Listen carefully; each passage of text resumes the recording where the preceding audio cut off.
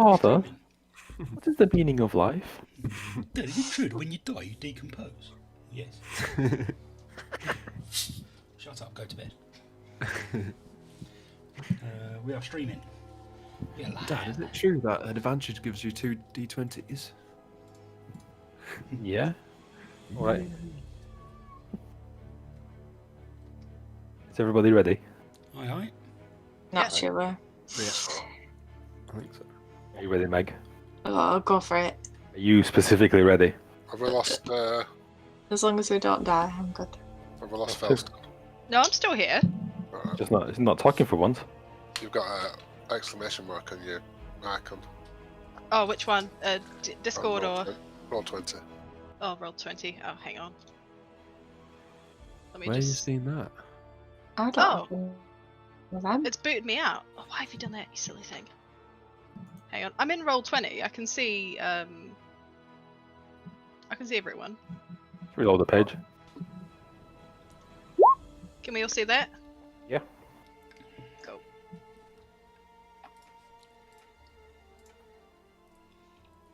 Yeah, should be good to go now. Okay. Do it. Chapter 6, Wedding Bells. Ding dong. Ding dong. Ding dong. Ding dong. Ding dong. I say.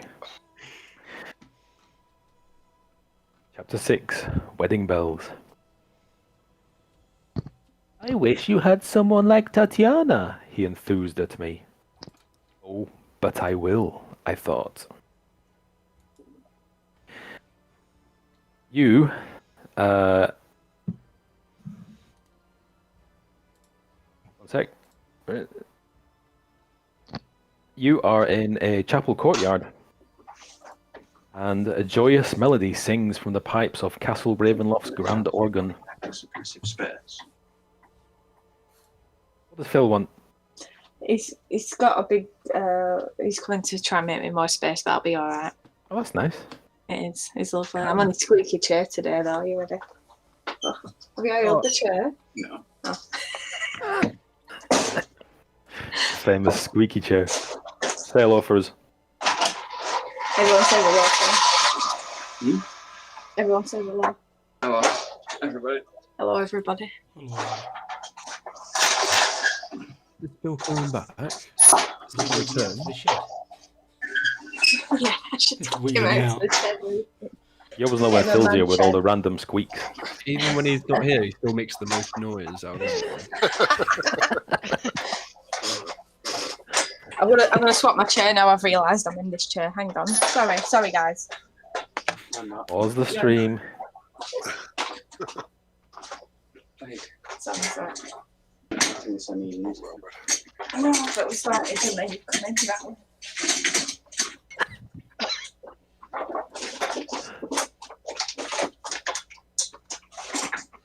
Sounds like they're assembling a chair.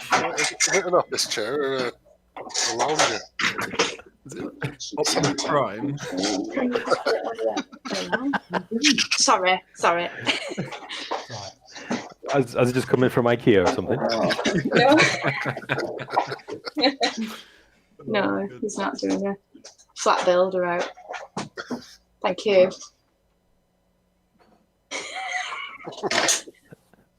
Are we ready? Bye. Yeah. Here's Phil. A joyous melody sings from the pipes of Castle Ravenloft's grand organ, which wakes you from a deep, restful slumber. The jubilance of a verdant spring afternoon energizes your skin. Dozens of guests are gathered with wine in hand, conversing with people of a wide range of races and decorated in spectacular tunics and dresses of fine silks. At the bong of a bell, they all draw their attention toward a beautiful stained glass window depicting a white knight and a red-haired bride who seem almost alive in the sunshine and begin to walk toward the doorway leading inside. What do you do? So you're in the middle of a crowd of people walking towards the chapel. Follow everyone. Follow the crowd. Is there anyone of note in the crowd? Just a nondescript crowd of people. Barovians, non-Barovians. So did you say something about Tatiana when we? Is she here? Is it just randomers? This is a wedding that you're at.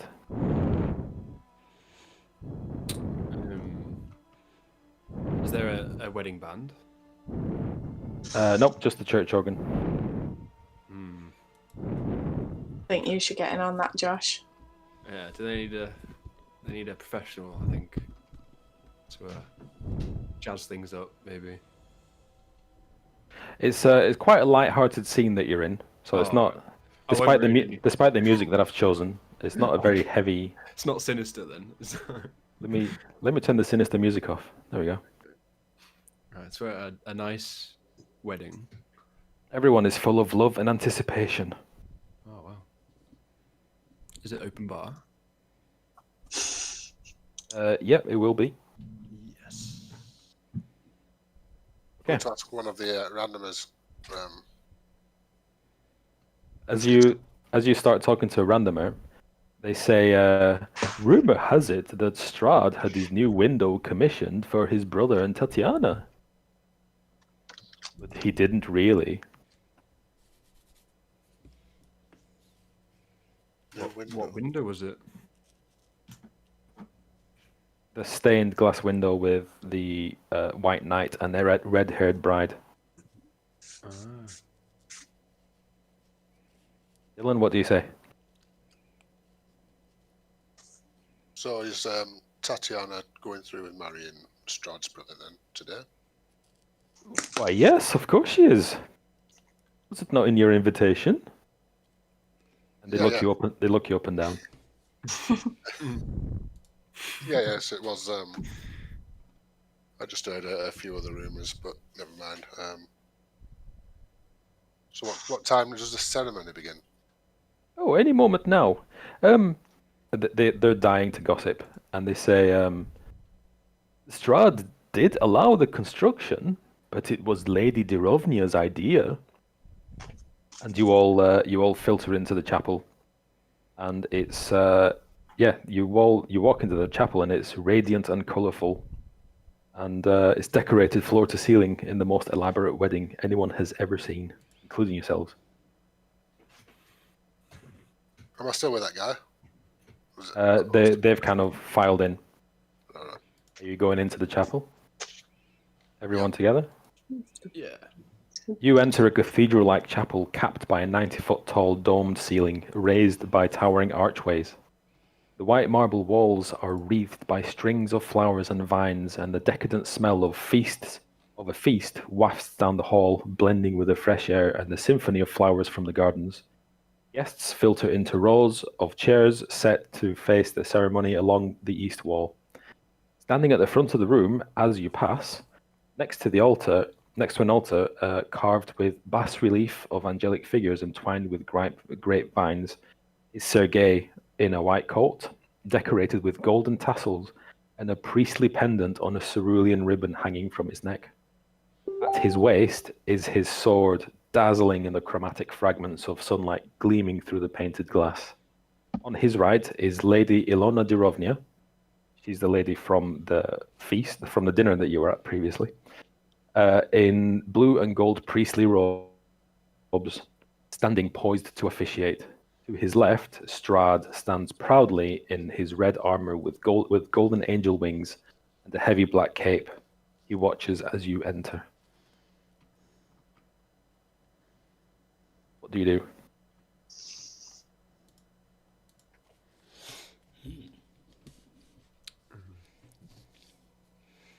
Yes. Find your seat. Yeah. As you're looking for seats, a servant approaches you and whispers, "Lady Tatiana requests that you come and see her before the ceremony. In fact, as soon as possible, please." And he minces away. Go and find Lady Tatiana. Yeah. Is Irina with you? I would assume so. Ooh. She's not really left our side, and she would have been there when we opened the book. So Mm, Well, I'm gonna have to say she isn't Oh, okay. because things would have been a lot different. No. Yeah. So you go to you follow the mincing servant into a back room where Tatiana's waiting for you. Lady Tatiana, I hear you requested our assistance. How can we help? She says, "I'm really, really nervous." It's your wedding day. You're bound to be. No. I'd love Sergei, but I don't think I've got anything to offer him. Clearly you do. Otherwise, he wouldn't be marrying you, right? Well, I've been living in this castle, and I still feel entirely out of place here, and I've never seen it so busy, and it's very intimidating. Is there anything we can do to allay your fears? Do you think that the Elder Strahd approves of the union? He's been very cold and distant lately. It's difficult to say, but perhaps he doesn't. But that may not be She looks because horrified. She raises a hand to her mouth. of you.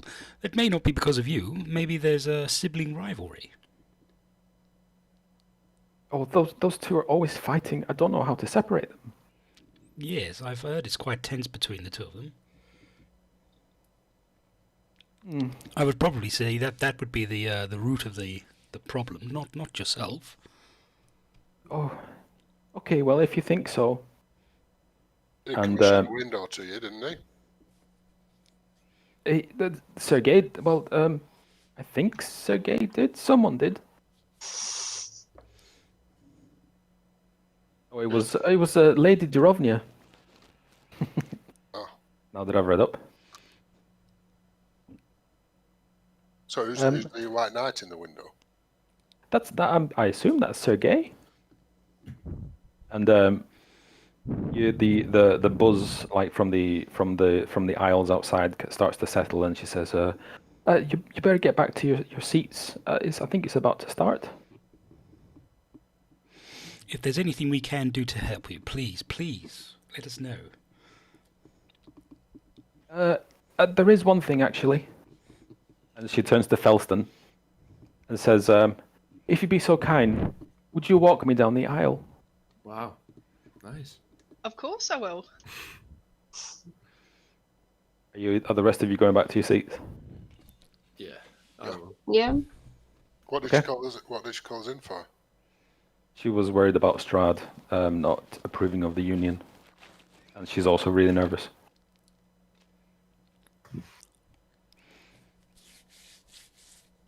Is everybody returning to the seats?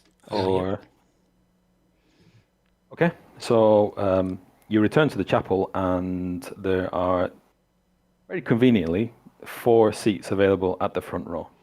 Is there any way of maybe getting access to Sergei? He's literally at the altar, and it's about to start. That's a no then. It's up to you. No. Okay. I suppose at the end of the day we can't exactly alter the future, so yeah, we might as well just let it play out. Okay. So the silence falls in the chapel, and the church organ pauses for a moment.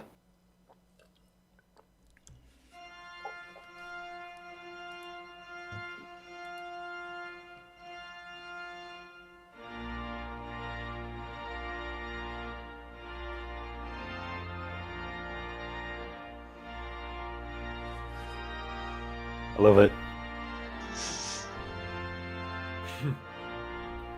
And you see Tatiana walking down the aisle.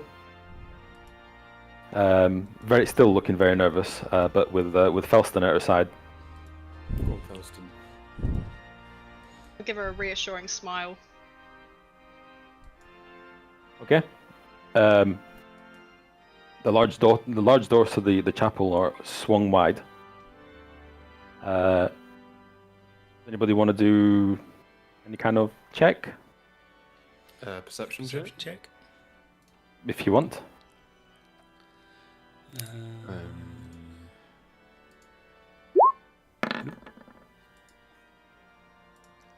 11. You see nothing out of the ordinary. Tarek, on the other hand. My let me passive turn perception this is 17. Notice that the organ. Oh, not good enough. Player Passive perception is for other things. You notice the attendants open the door and standing at the garden are all wearing armor. Hmm. Oh. Can I see what kind of armor they're wearing? Tarek, you notice they're not wearing any von Zarovich sigils. Ah. So, Who's Tatiana sitting and next to me? Am I with the group? Can I just sort of like nudge someone and just let them know, like, oh, that's a bit weird over there. okay. So as you're doing this, Tatiana enters with Felston, as I said, and the chapel doors are closed behind her, with a reassuring click of the locks. And she walks up to the altar and joins Sergei and Ilona and Strad next to the altar at the front of the room. And Lady Ilona begins the ceremony. Hmm. Anything? I have. Oh, what is it called? I have a danger sense. Do I sense anything? Oh, Felston. Yo, beauty. Give me a perception check. Spider sense. My spidey sense is tingling. Did you roll? It's showing in roll 20 for me. Is it Okay. not for anybody else? I see it. I'm not seeing the dice, that's all, that's fine. Yep, you sense that there's a bit of there's some odd sounds in the silence.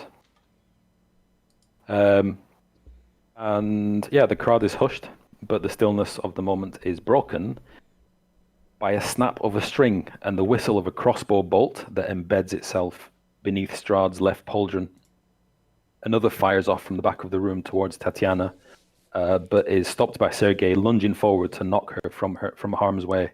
A bolt instead embeds itself into his shoulder, and a flower of blood stains his white shirt. Strahd's pupils thin when the scent of the wound finds him, and in his frenzy appears more beast than man. And amidst the chaos, you hear dozens of voices from the Amber Temple echo, "Remove your obstacle." And there is no hesitation. A pool of scarlet forms on the breast of Sergei's pristine coat. He tries to fight his older brother off, but Strahd's fangs find his throat. And Sergei's sword, drawn to protect his love, drops to the cobblestone. Its blade falls loose from the hilt into the rapidly spreading pool of blood though both halves continue to dazzle in brilliant color from beneath the gore. Panic ensues. I don't have any panic sounds. Oh, never mind. Let's have something. Panic ensues. And Hello? who's that? That was weird. I just disconnected for a bit there. All right, okay. Panic ensues, and you, Tarek, you notice that it's the Delisnia forces that are littered through the crowd and begin to aid in calling the group.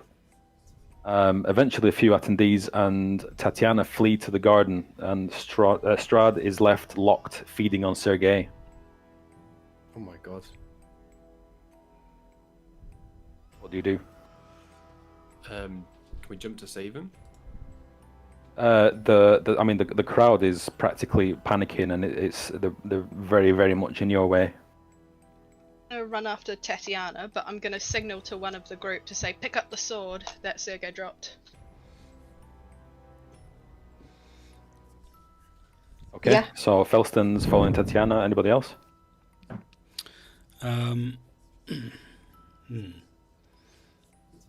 I might pick. The general there's just to paint the scene. It's pandemonium here. There's obviously the scene between Strahd and Sergei, but also Delisnia's forces are just cutting everybody down, and you're lot are entirely unarmed. In fact, everybody's unarmed apart from their troops. I might go and grab that sword if I can make my way, because we're at the front, aren't we? Are we unarmed? Yeah, I'm gonna go and grab the sword off that Sergei's dropped. Okay. You can have. Are you doing it in the open or are you like sneaking it? Well, I'm gonna try and sneak it, aren't I? But Right. Sleight of hand check then, please. Yeah, this probably won't go And well. we'll see whether Sergei spots you. Not Sergei, Strahd. Yeah. You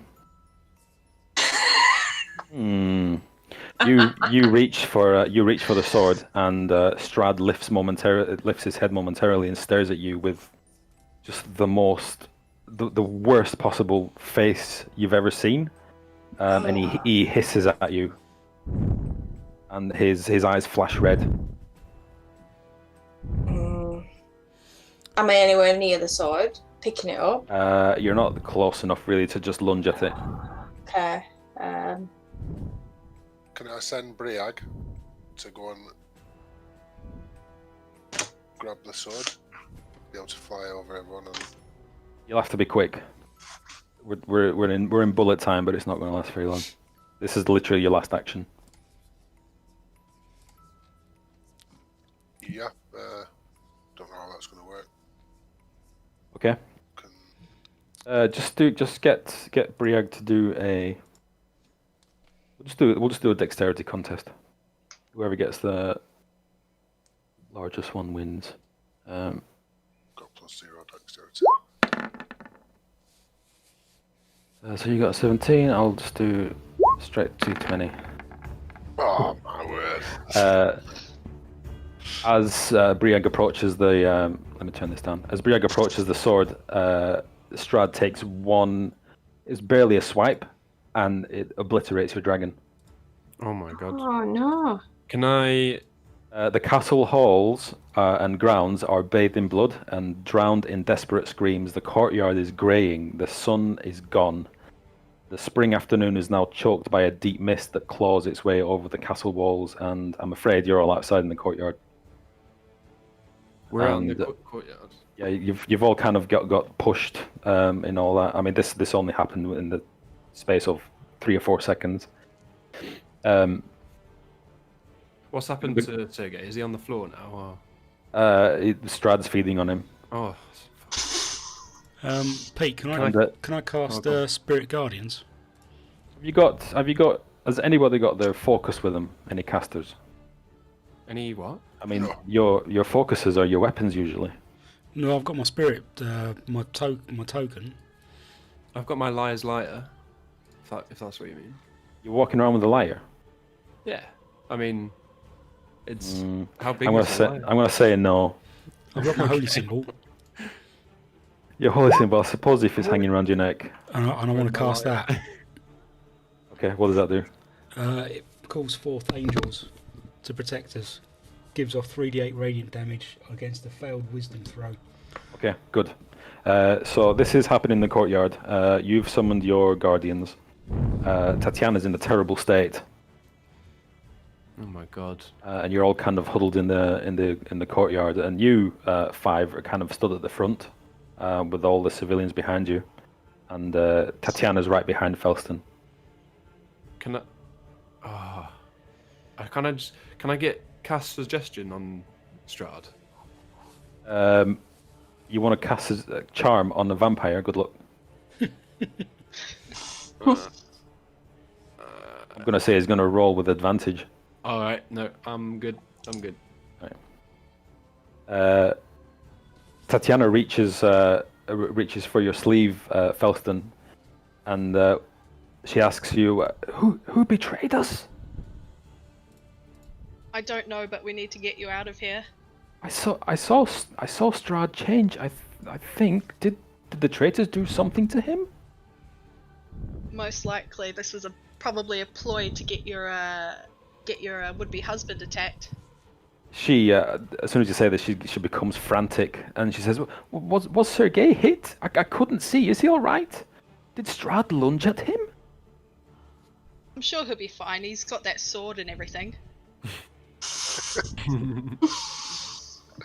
As this conversation is going on, several members of the Delisnia forces eventually arrive in the courtyard in pursuit of Tatiana. What happened to music? They have to make a wisdom saving throw, Pete. Okay. You have to beat 15. 15. Let me bring up their. So there's several sergeants, knights, and war chiefs are descending on you.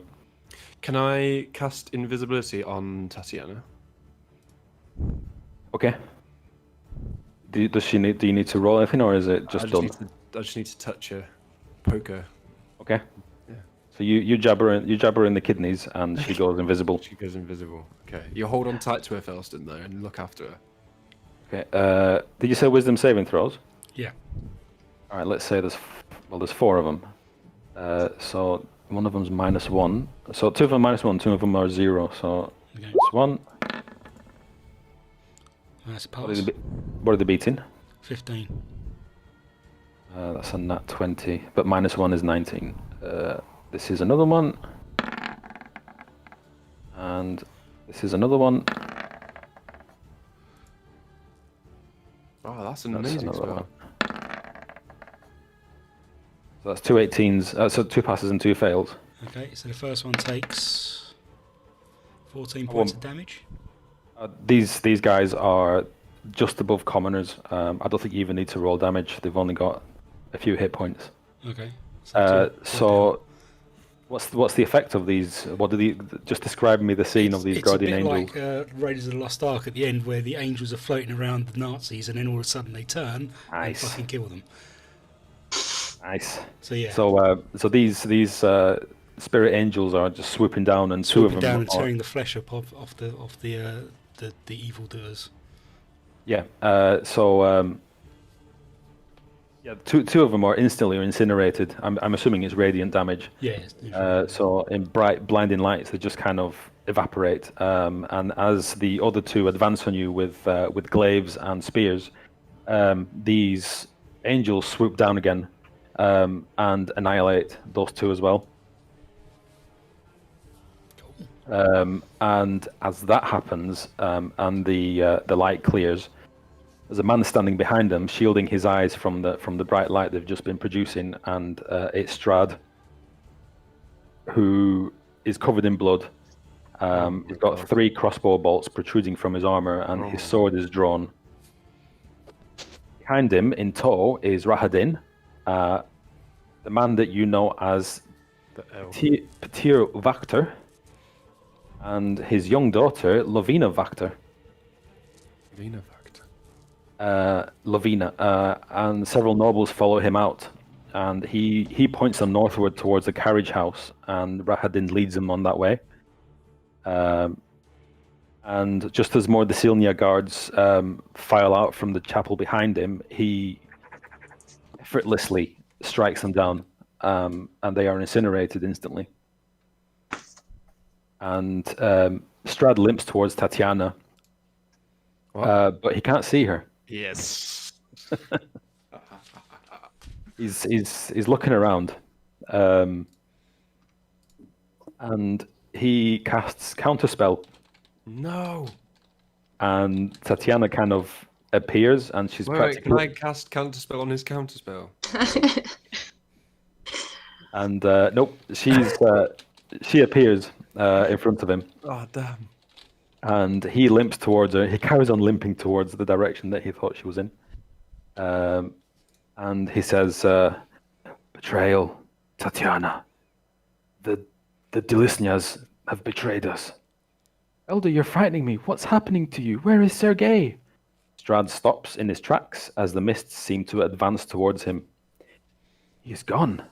I am here for you now. I will protect you." and his new monstrous features are only amplified by his stained, worn armor. And Tatiana retreats, and they continue in a dance where he's kind of limping forwards, and she's stepping back. And the mists advance further, and the scene begins to fade. But you see Strahd moving faster towards her, and the mists grow denser and denser. And it's not until you and Strahd hear the creak of iron that you realize that you've reached the castle's overlook, and the scene has completely changed. It's meant to be rain music here. Bear with me.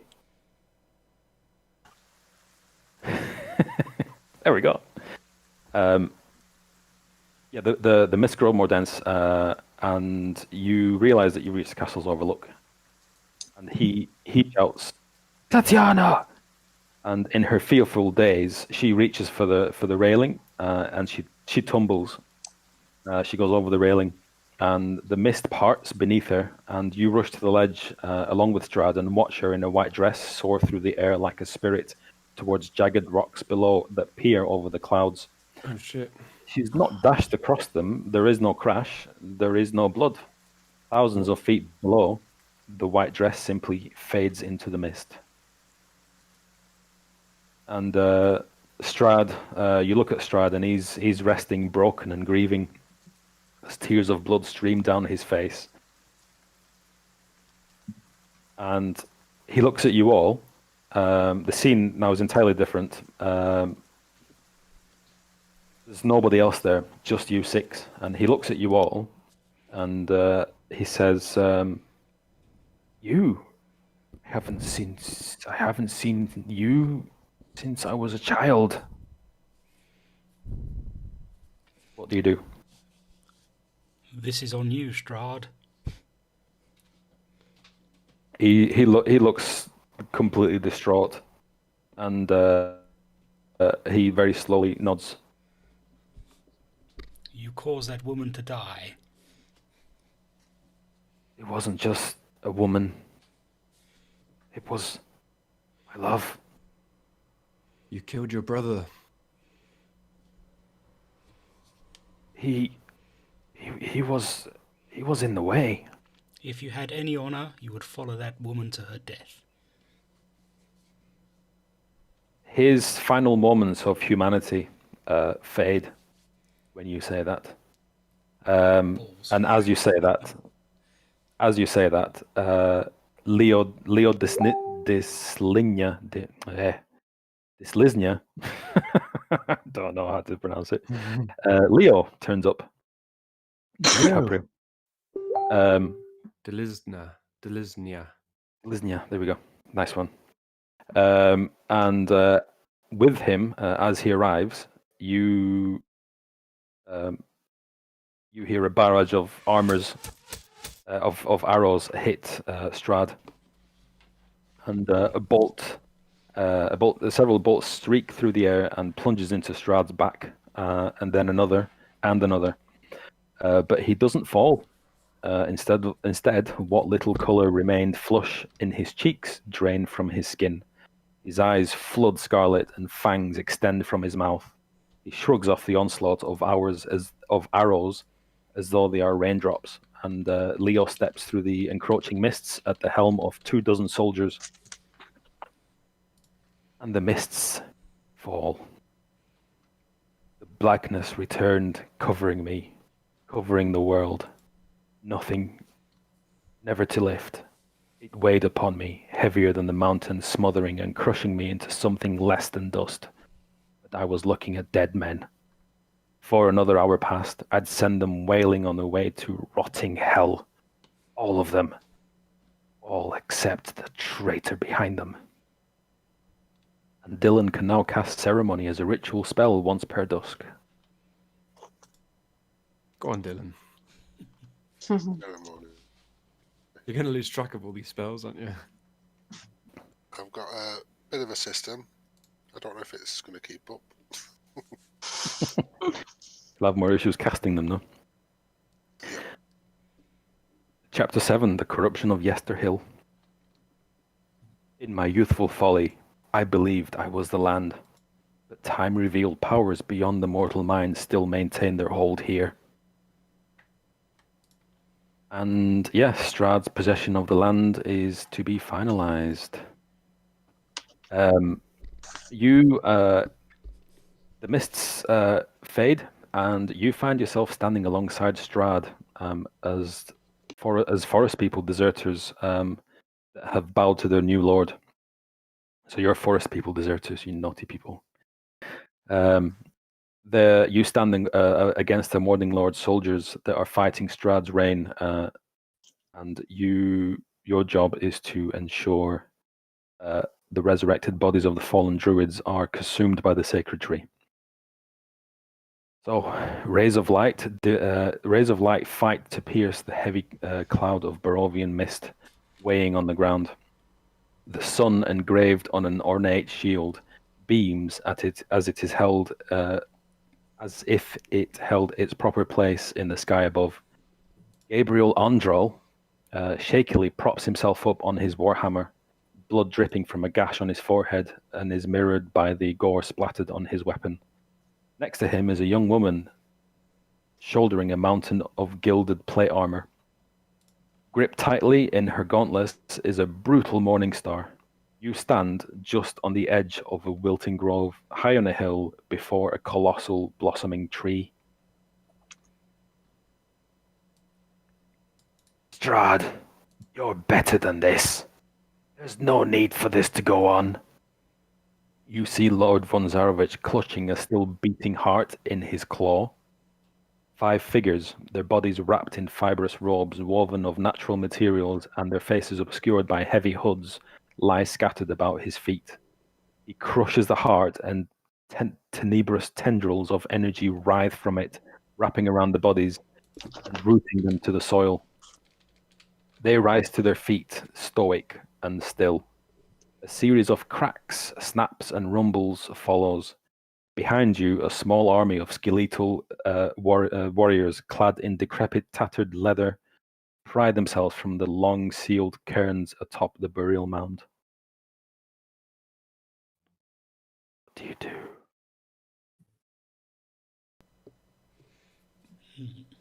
So you are forest folk, or druids, and you are working for Strahd. Before you is Gabriel Androl, Serena Markovia, and several allies.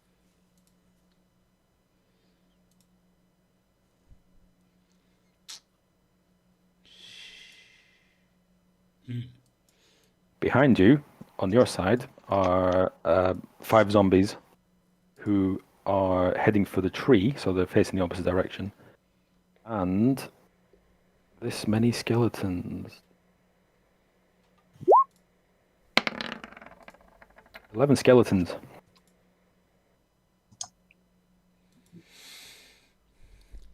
So even though we're druids in it, we can still cast spells, right? Like our spells. Yeah. Right. What's Strahd doing? Give me a perception check. Okay. Hang on. Hopefully I'll get a better roll than 7 this time. Yeah. Oh no. You get Got your wish. I'll have a look. Oh, that's not.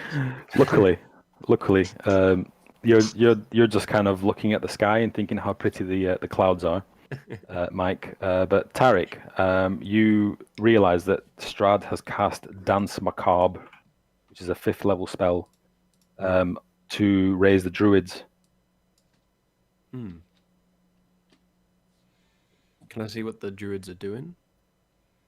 As you look at the druids, they are heading for the tree, and as you're doing that, Strahd orders. He points at the skeletons and you, and he says, "Protect them." And he points at the druids. What, are you saying that to us? Yeah. I'm supposed to protect the druids. Is this where I turn around and say, what druids? from the zombies and skeletons.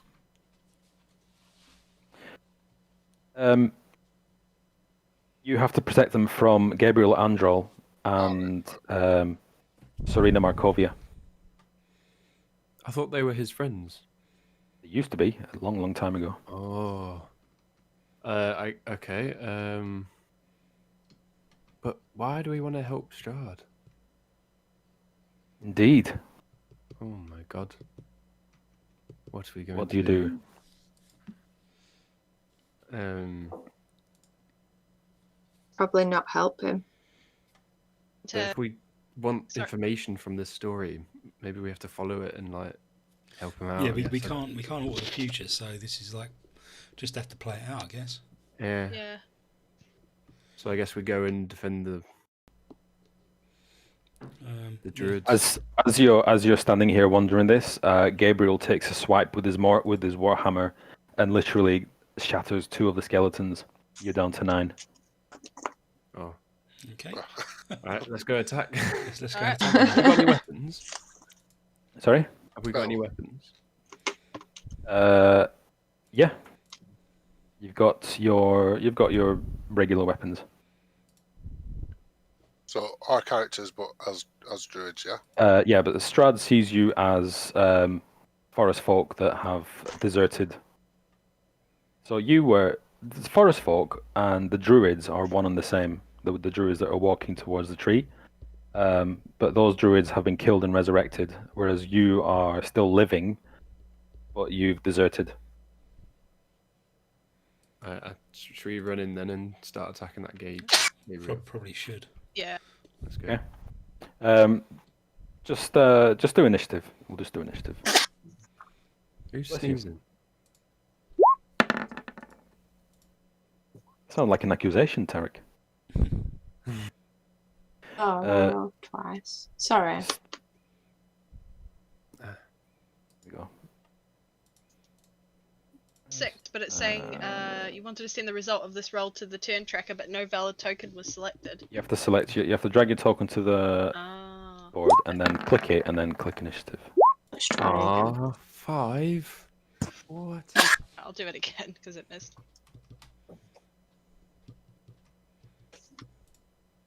I don't know why my token's larger than anyone else, by the way. Abusive. Mine's like a weird medium. How did you do that? I'm doing it. I think you can set it in the settings to say, oh, you're. Yeah, if you go into game settings and look under chat avatars, you can select regular or large or names only. Cool. There you go, Tarek. Oh, thank you. Now I can nip in and out without. Oh. Whoa! That's a huge Well, bar. hello there. Just lunges through the. Okay. So we've got. All right. I know it says Revenant, but we'll call that Gabriel, and Priest is Markovia. So first up is Mike. Are they within touching distance, or are they some way away? You can be as creative as you want right now. It's not proper battle. All right, I'll cast Guide. You all right? Yeah, no, sorry, I just had a brain fart. Guiding bolt. Okay. Oh my god! So that was 23 to hit, and that's the damage they Okay. take. So who are you attacking? The main dude. Okay, so you attack Gabriel, and you've done how much? 21 23. Yeah, 23 21, hit. so- He's down to 90 hit points. Okay. Strahd turns to you and he looks at you, and if he was able to look impressed, he'd look impressed. Sweet. Next up is Felston. I'm gonna attack Gabriel too, so I'll roll for that.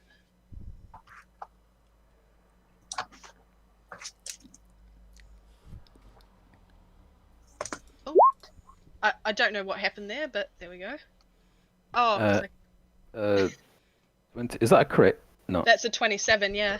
that is a crit. Holy Toledo's. So do your max damage plus. What is that? Okay. Two-handed I'm plus- using the battle tech, so we'll go two-handed, which is 13 plus rage damage, which apparently is no, I'm not in rage. 13 plus 1, 14 plus 7. Oh shit.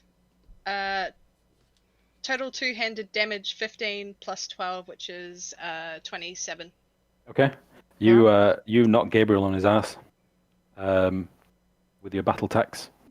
And next up is Keris. Oh no, Didn't I've you got get another points from attack as that? well. Oh, sorry, go on. So you swing your battle tax at him, and then you swing it again, and Another crit. No, I'm joking. That's 11 damage. okay.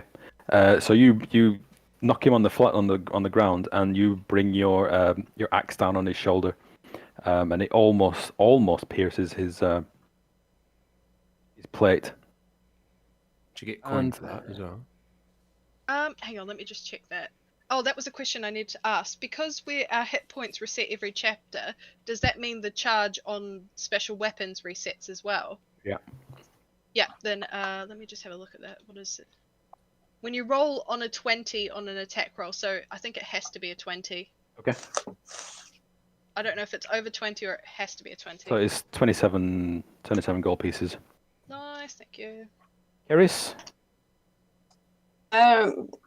Probably go for the good old fashioned sword. Long got two hits, Yep. so we'll go for another one. You swing your longsword at him as he's on the ground. Oh, he's on the ground. He's on the ground. You get advantage. So do your first one again. Okay. Still a 16. miss. So you hammer away at his plate mail, but you're just not getting through. So you take another swing, and 21. that connects with his Brilliant. side. Can I do my spell with that one then? The Whatever you want. The rough. Do it. This one. Yeah, do it. Psychic damage 1. Oh, is that a damage one? Yep. Oh yeah, so an extra 1d6.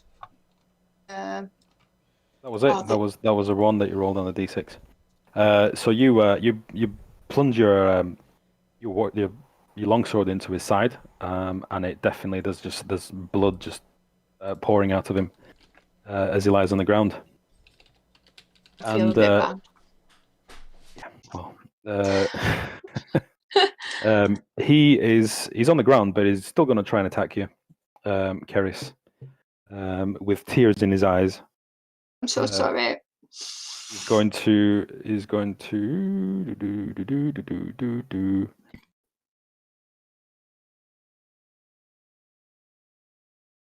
He's going to cast Flame Strike on you. That sounds serious. It is. Hmm. He's going to do.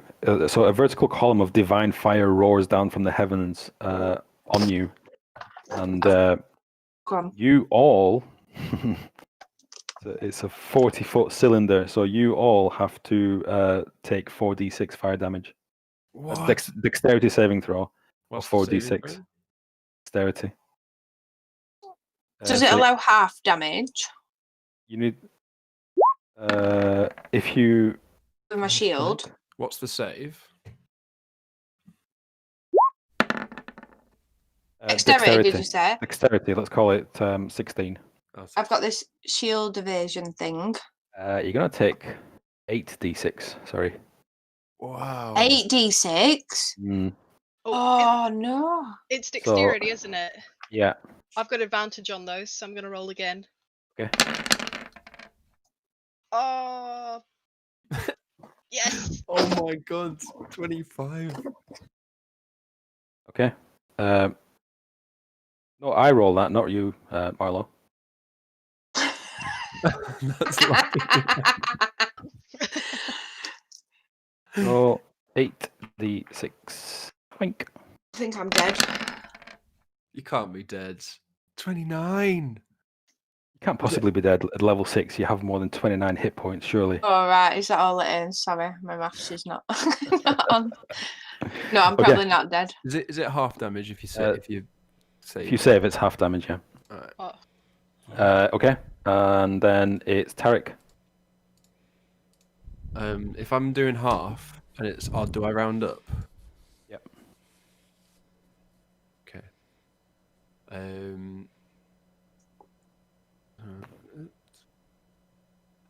I am going to cast. I'm going to cast. Oh, I should have cast counterspell on that fireball thing. Oh. Yeah, I'll cast this. It needs to be a reaction, so you need to do it as he casts it. Who are you casting this on? This guy. Revenant. That's the poor guy on the ground. What am I doing? What am I saving against? Sorry. Dexterity. So it's the same thing you did to us. Fireball. Yeah. Dex. Oh, he got +0. That was a bad roll, actually. He rolls a 2. Oh my god. So you fireball him, and there's an area of effect, isn't there? Yeah. So she also has to roll Dex saving throw, as it is with fireball, and she rolls a 2 as well. Okay, so you incinerate poor old Gabriel, and she's caught fire, and as you do this, she is going to cast. She's going to cast Hold Monster. For the purpose of this, you are technically monsters to her, so it does work. So she's going to cast Hold Monster on the cleric. She's going to cast what? She's going to cast Hold Monster on Marlowe. Can I So- cast Counterspell? Yeah. Cool. So she raises her hand. What level spell is it? That's a good point, actually. It is level 5. So if it's 4 or higher, make an ability check using your spellcast ability. The DC equals 10 plus the spell's level. Okay, so 15. So you need to do a Wisdom saving throw? wisdom saving throw. A charisma for you, isn't it? Oh, charisma saving throw, yeah. That's your main thing. Oh, It passes. 6. Okay, so she puts her hand up and points it at Marlowe, and kind of mimics grabbing him by the throat, and you whisper something, and kind of it fizzles. So instead, Phew. she says, "Ah, fuck it," and she goes at Marlowe with the maul. Oh, shit. Can't do anything about that, mate. Sorry.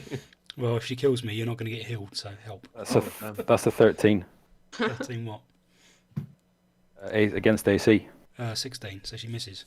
Oh, she misses. Oh, So she takes it, swings at you. She's on fire, and she's kind of panicking a little bit. Yeah. So next up is Omadon. She's on half health now. Gabriel's on half health, yeah. Well, Gabriel's dead. He's Alright, sorry, he's charred remains. I just went to. So it's Char- just Markovia Yeah. on half health. Just going to do Eldritch Blast.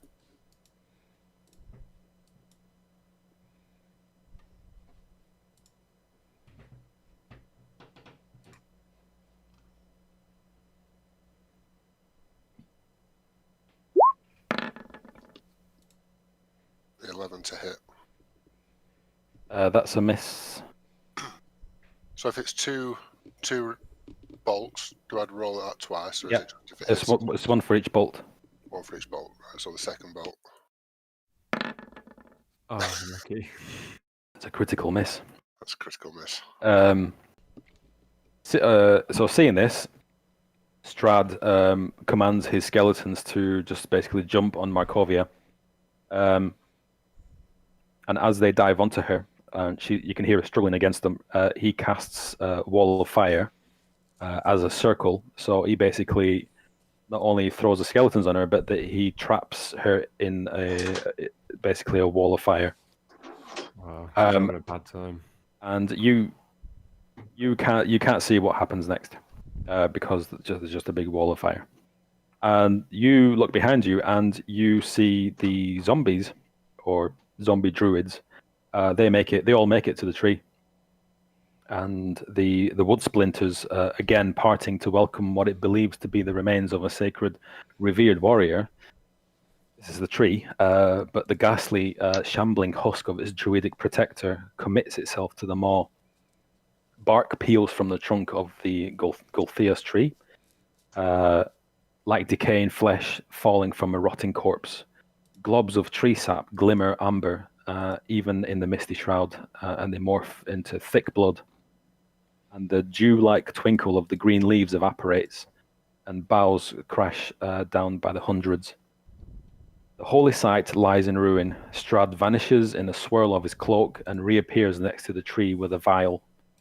He drags the glass along the tree and fills it with bloody sap before fading into the mists that surround the hill. So it's like a zombie tree now. Oh my god. It's desecrated.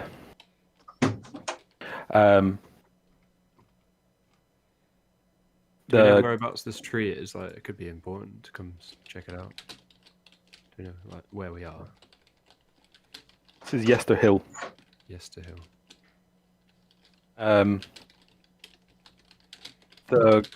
The cold isolation of the mist-choked hilltop becomes scorching hot as arcane flames rise in the grotto. Your betrayal is noted, Gabriel. You've allowed Serena to whisper in your ear far too long. You, of all people, should know that this was inevitable. All those years ago, you asked of me to remove the Ancient Ones from this place, did you not? It is of no consequence to me. Your Morning Lord cannot reach you, cannot save you, cannot support you. He is gone, and this site, as well as the others, will fall in time. In a whirl of black cloth, Strahd fades from the view and into the clouds encircling Yester Hill. Chapter close. I set to raise and salt the earth to purify it. Neither the ancient spirits of the druids nor the gods of the old world would rule above me. I am the ancient. I am the land. And Dylan can now cast Hallow as a ritual spell once per dusk. Hello. We haven't had any level ups during the chapters at all, have we? No. No. Okay. Chapter 8. The Heart of the Old Gods. I wrenched superstition and tradition from the claws of the few who clung to their old ways. Souls trapped here to succumb or suffer. So, years have passed since the desecration of the mountain fane at Yester Hill. And Strahd has learned more and more of the sacred sites that remained within the ethereal Barovian borders.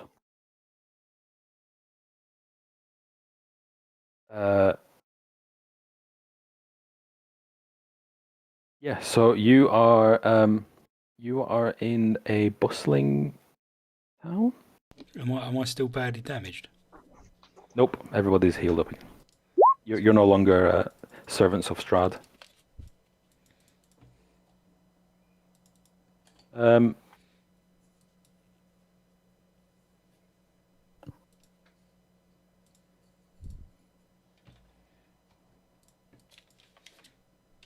confused. Bear with me. Does anybody need a break or anything? Yeah, I could do with one. Go on then. Quick PP. No. Yep.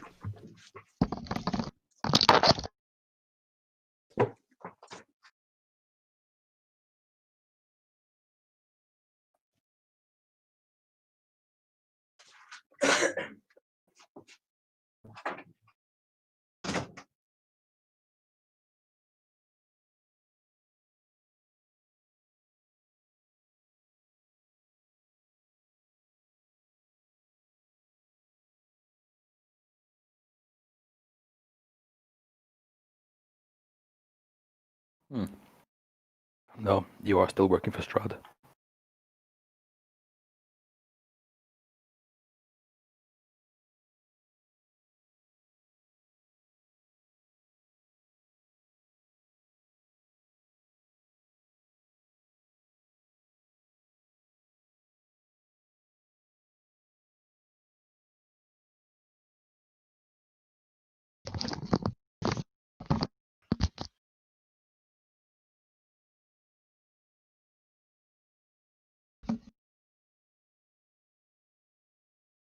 everybody back? Yeah, I'm back. I'm here. Bick.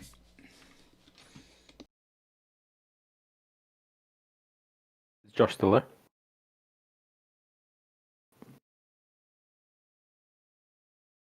Take that. Oh,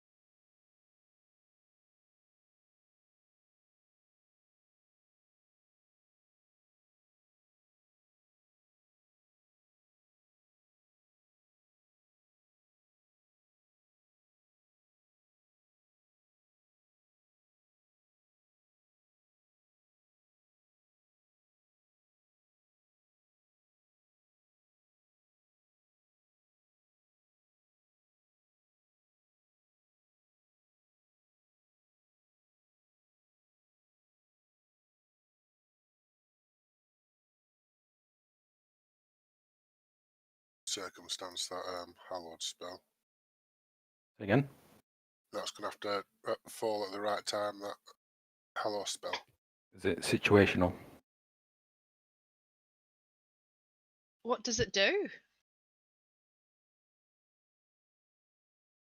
Where I read it, it's infuse an area of like 60 foot. Back. Anything, certain beings can't enter it, and creatures that are charmed, frightened, or possessed lose that buff when they enter it. And then you can also add another effect to the area as well. But this is going to have to happen at dusk. Unless. Celestials, elementals, fae, fiends, and undead can't enter the area. How long does it last? Nor can they Oh, charm, frighten, or possess creatures within the area. Casting time 24 hours. Is that how long it lasts? That is how long it. No, that's how long it takes to cast. It's weird then. Well, you're hallowing ground, aren't you? Duration until dispelled, so you can make yourself a little campsite. Yeah, that's what I'm thinking. But everyone's gonna have to wait a day for you to do it. Yeah, like a safe zone. Mm-hmm. Start casting it at dusk, and I finish casting it the next dusk, Mm-hmm. And then sleep. and sleep. No, because I have to cast more spells because it's dusk again.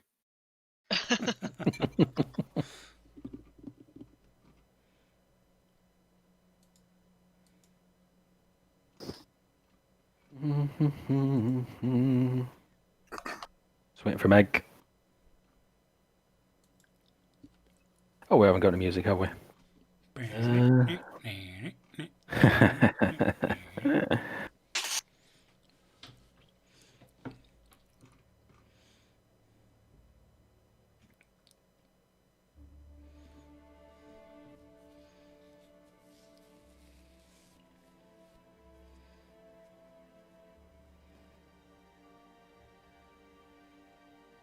Still waiting for Meg.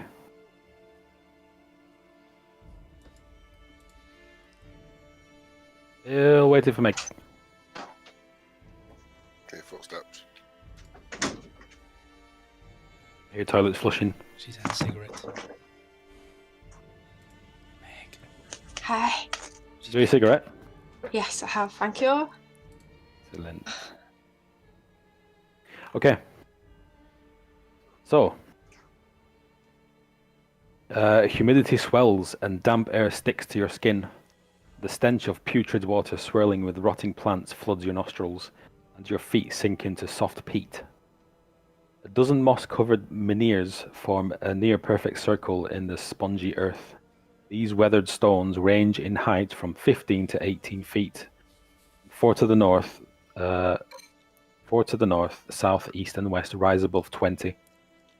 A wild-looking woman with sticks and mud plastered to her greying hair stands at the northernmost stone, and in the centre of the circle is Strad von Zarovich, levitating inches above the muddy soil.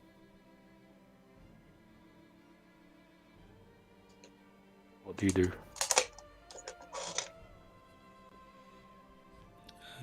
Is there anyone else around? Yep.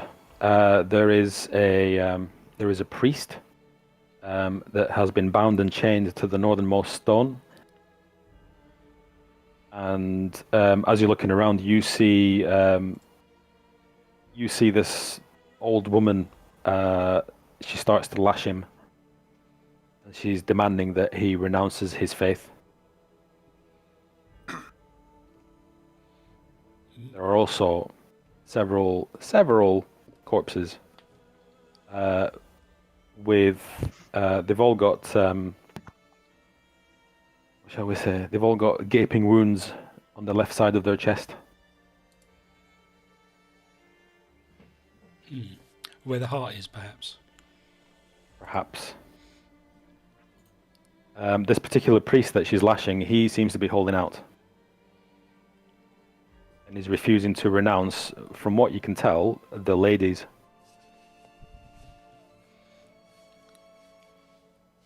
And who are we in this? You appear to be corrupted druids. Ooh, that doesn't sound good.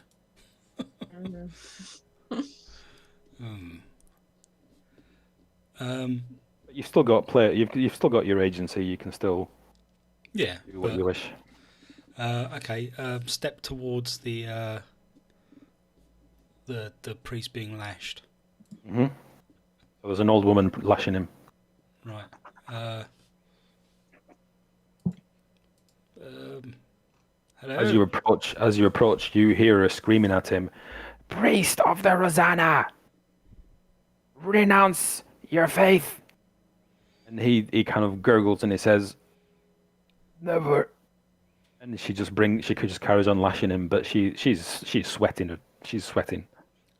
Is there any way I can heal him under my breath and be like just utter a sort of a prayer of healing without sort of being too obvious? Up to you. Okay, I will cast prayer of healing, which is a hang on, sorry, my bad.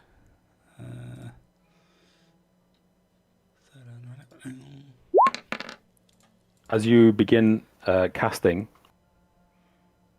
both this witch and Strad, they stop and look at you. Oh, Oops. that's awkward. Well, bugger. Strad says, "What are you doing?" Apologies, my lord. I was just trying to try out a new spell that I've been working on recently. I wanted to see the effectiveness of it while we have this fiend in chains. Give me a deception check Bollocks. against Strad.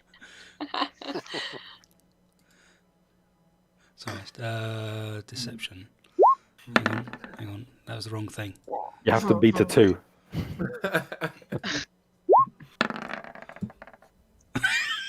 Oh my god! You lucky bastard. You're so lucky. Strad looks at you. He's kind of looking at you sideways, and the witch looks at him, and he gives her a look that you can't quite decipher, and he carries on levitating, and she just turns back. She turns to you, actually, Marlowe, and she hands you the whip, and she says, "I'm tired. Your turn." Okay. Are these two both human? Wait, who two? Which two? the priest and the hag? The priest certainly is. Not. Give me a perception check.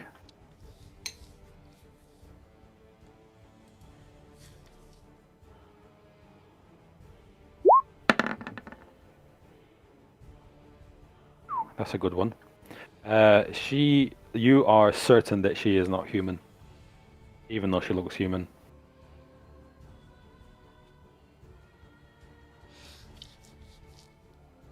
What are you doing, Marlo? I'm going to cast Cure Wounds. It's done by touch, so I literally just have to touch him. So I'll pick up the whip from the priestess. Thank you, your worship. And I grab the dude by the back of his head, obviously touching the back of his neck at the same time, and sort of scream at him, renounce your faith, you bastard. And then cast Cure Wounds through touch. And I heal him. Shit. So you basically bring him back. That one a little bit. Oh no. You're also going to have to give me a sleight of hand. Let's just say that she's turned her back. Okay.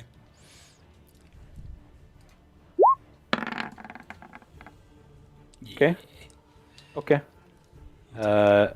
Right. So you're whipping. What are you doing to this guy? You're whipping him. Once I've healed him, healing yeah, him. I'll start whipping him, Right. but not like proper laying into like him. it. Okay. He looks quite well actually. He looks at you and is like, "What the?" Gives you this look like, "What?" What is happening? That's so funny. But yeah, start whipping him. Okay. While that's going on, Omadon, with your perception check, you become quite interested in these stones. The stones, the ones that he's bound to. All of them. You're surrounded by standing stones. The whole area is. I'm going to have a look for any markings on the stones. That Okay. I can write in. You instantly recognize the depictions of a bear, an elk, a hawk, a goat, an owl, a panther, a raven, and a wolf. And this is easily recognizable because their living counterparts are dead in front of them. Oh, So, well, very, very dead. In fact, ruined carcasses of each creature. all right. So there's a. You know when you said there were dead people as well, weren't there? With the. Are they next to the creatures? They're kind of lying near the priest. They've obviously been through this torture already. Ah, so these are like sacrificial sort of things. It looks like maybe. And Let's have a religion check.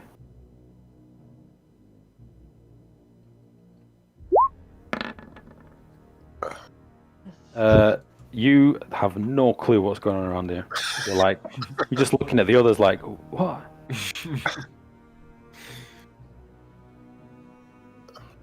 I'm thinking about the elk. No, I don't know what's going on. Sorry. Well, you don't understand the reason why this is going on, but you with your previous role, you have. In fact, give us a medicine check. Give us a medicine check. Turn this music down a bit.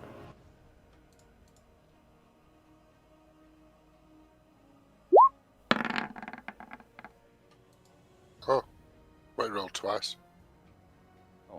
What we got? First one before. Okay, I like your higher one. You've realised that these animals have been butchered in the last day with precision and intent. Does this ritual not pique the interest of Keris the Paladin? It does, yeah. Shall we have a religion check from you? Well, I don't really. You would think I would have a decent religion. You would think so. Bonus, unfortunately, not. That's. I But think we'll give it a go. I think it's intelligence based, isn't it? Religion. -5 religion. Yeah. No, it's just 0, but it's a bit. Yeah. I am a woman of God, An agnostic woman of God. which I know nothing about. I am God himself. Let's give it a go and see what happens. Okay, that's a good Oh, one. that's not so bad. Okay, you even from where you come from, Keris, you are well aware that nature deities revere and protect creatures of the world. And these these animal carcasses they've been strewn intentionally and ritually as a disrespect for the deity that is or was worshipped here. And you know this because you've seen it from the Crusades from back in the day, back in Wales, and Wales. yeah, you've seen plenty of desecration in your own lifetime, and just as rituals can be performed to honor gods, some are performed to curse them. Oh, so they're cursing the nature gods, basically, then. And then this guy's not a nature guy, is he? He's something else. The priest of, what do you say? He's Rizana or something. Yeah. There's priests of Rosanna tied. There's some priests of Rosanna are tied to the stones themselves. Some of the stones. Dead. Very much, with their hearts missing. Okay. I presume they're two different religions, and I'm just presuming. No, these priests are priests of whatever deity was worshipped here. All right. Okay. Oh, that's pretty bad. Gruesome. Yeah. Does anybody want to check any specific stones? North, east, south, or west? Is it the north one this guy's tied to? There's one tied north, east, south, and west. Oh, so there's one tied to each. Yeah, but there's other smaller stones in between them. Well, like a clock, if you think of it. Yeah.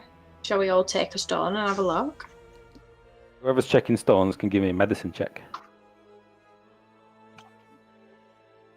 I've got check plus the, 1 for medicine. I'll Yeah, check the elk one. I won't check any medicine.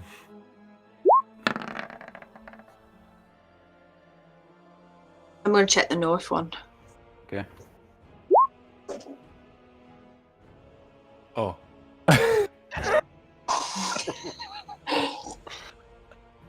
Felston's don't let Felston perform any kind of operation on you. Just like there's some rocks here. Look, big rock.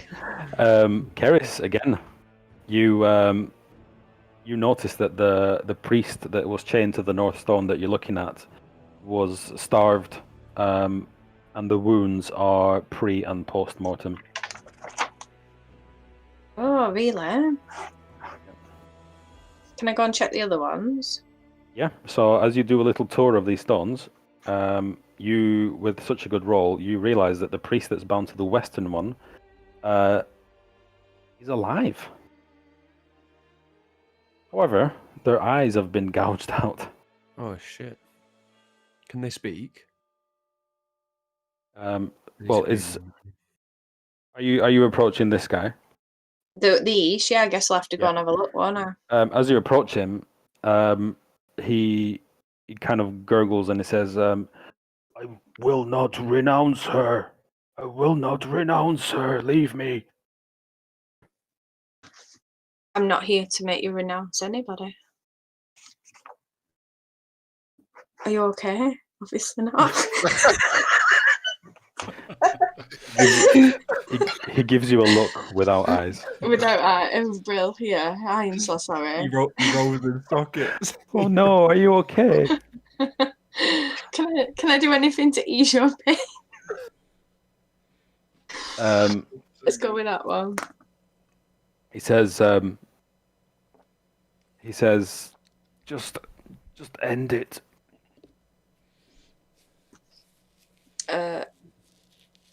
Yeah, I'll probably help him with that one. Okay. I think I'm getting keen on these mercy killings. Right. You draw your longsword. Are you going to say anything?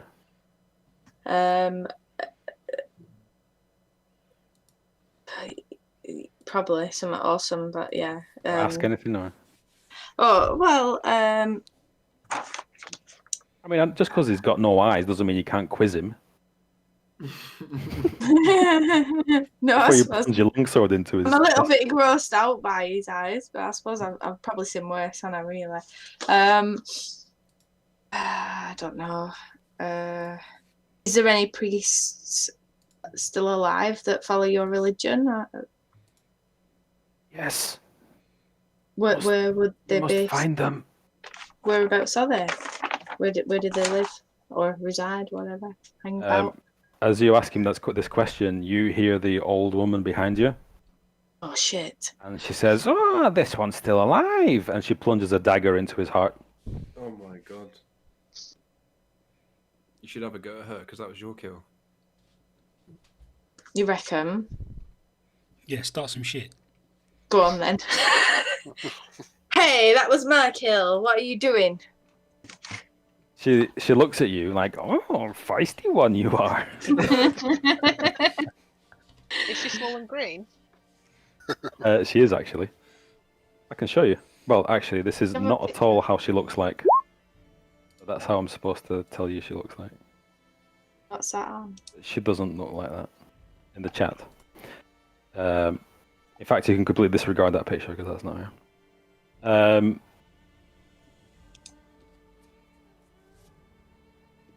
She just walks away. She goes back to her that final priest.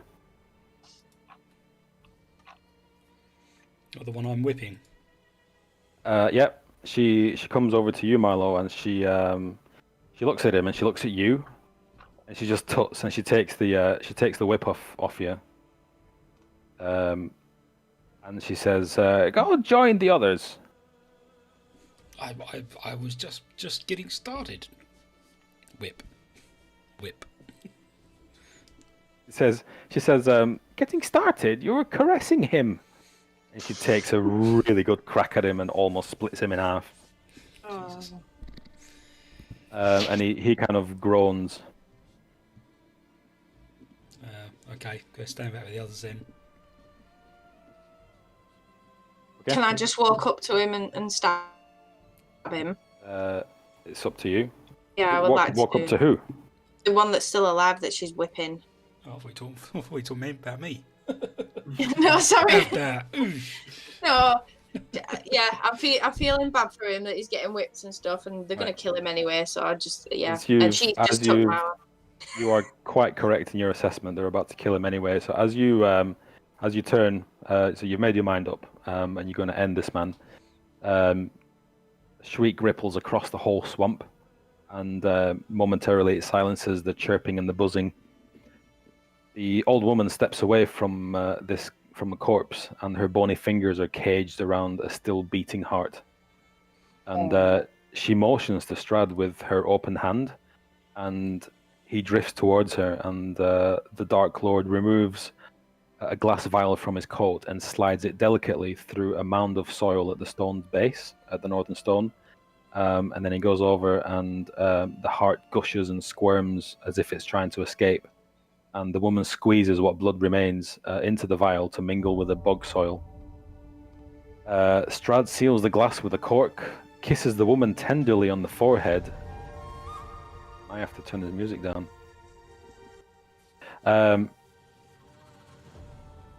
Kisses the woman tenderly on the forehead and vanishes in a quickly dissipating cloud, leaving her with a wide motherly grin cracking on her aging face. And the mists descend.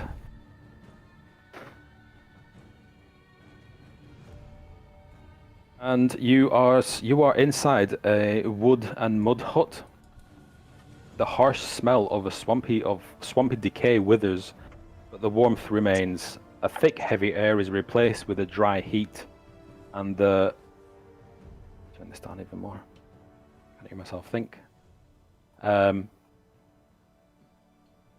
The thick and heavy air is replaced with a dry heat, and the mists coalesce into ramshackle walls made from twigs and logs, dense wooden furniture, and all the trimmings and decor of a kitchen. Scents of seasoned meat pies linger in the air. At the center of the small hutch is a standing iron kiln, and horrid-looking hags with dark blue green skin wiry hair and wretched fingers that creep like spiders' legs huddle around it. You now see your own skin in a bluish-green hue, and your hands are tipped with claw-like fingernails. Strahd stands with you, no more than a few feet away in the tightly crowded shack, pressed against a heavy table set with a butcher's knife and a wide array of diced vegetables and spice jars. A black raven is restrained in his hand, fluttering feverishly to fly away, but he snaps its neck and hands it to a young girl. Another for the cutting board, Morgantha. Feather it as you would like. And with that, he lops the bird head clean off and begins. She lops the bird's head clean off and begins sloppily plucking its feathers. Now, this young hag looks familiar to you, Tarek. To me. Mm-hmm. Can I squint my eyes and have a closer look? Yeah. You could swear that you had a horrific nightmare about a much older version of this. young was this lady. from the cards? No, not that bad dream that you had. Bad dream, didn't you? When did I have a bad dream? First night. Drink by. And the blue water in. Oh yeah. Oh yeah. Oh, what's that about? As she plucks the raven, Strahd exits the hut and returns with a new raven every 30 seconds or so. What do you do? Go I do it. outside. Sorry. Can I just ask her if she visited me in a dream? Say I know you. She looks at you, kind of curiously, but she doesn't quite understand what you mean. And she carries on plucking feathers and chopping. All right. I guess not then. I don't know. Okay. So with this, Strahd speaks up, and he looks at you all, and she says, "It's taking so long. You've not even started yet." And kind of motions to all the ingredients. And I'll make it easy for you. Let me turn this music down again. Who wants to prepare the food, cook the food, and plate the food? I'll have a go. Which one do you want? I'll cook the food. Plate it. I'll prep it. Oh, you go first. Okay. So Felston goes first. You're prepping. Yep. This relies on dexterity or wisdom. Look at you. Dexterity. All right. So in front of you are vegetables, spices, and really badly plucked birds with their heads chopped off. Tell me how you're going to prepare it. You don't have to give me like full detail. Some detail would help. I'm gonna pluck the bird proper. I'm gonna make sure the vegetables have no skin on them, and I'm gonna pass them on. Okay. So you need to give me a DC 16 dexterity throw. I've just done it. Got a crit 20. I got a crit 20. Holy shit. These are gleaming vegetables. But your chopped vegetables are of exquisitely equal size. And you've added all the ingredients in the right order. You've removed the organs from the bird. Holy crap, that's unbelievable. And there's no bones or anything. And yeah, so what did you do? What did you do with it? You handed it to who? Sorry. I handed it to Marlo, who's cooking it. Okay. Yep.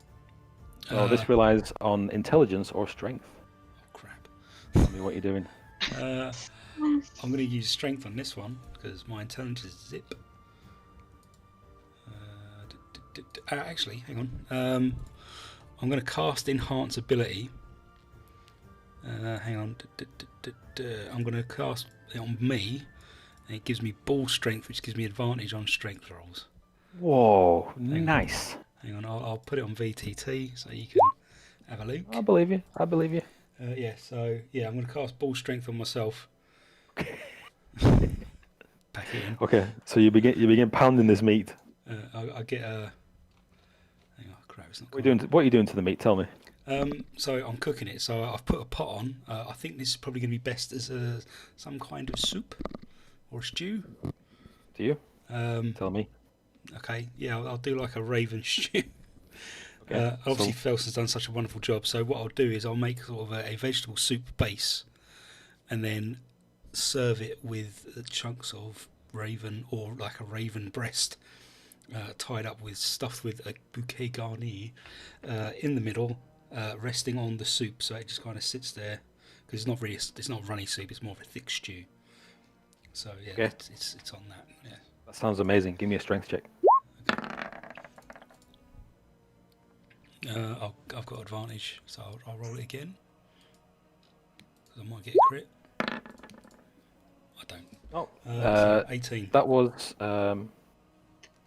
you just about managed to make your meal look like a success. Oh, good. It's cooked through, nothing is burnt, and despite your best efforts, it looks okay and it tastes okay. Oh, good. But you barely passed. So you step away for Omadon to do what? Using his charisma or constitution. It'll be charisma. Is it a saving throw? Yeah. Yep. So If anybody wants to help you, that's possible. I'll cast Enhancing Ability on him as well. You'll get Eagle Splendor, which gives you an advantage on charisma checks. Ooh, oh, brill. very good. Also use a Dark One's own luck, which will add a D10. And because it's a help action, you get double advantage. Double advantage. So you roll 3. So I've never heard of any of this stuff that Matt just prepped. But It's you're about to show us how good. So you're going to put them in the right plates.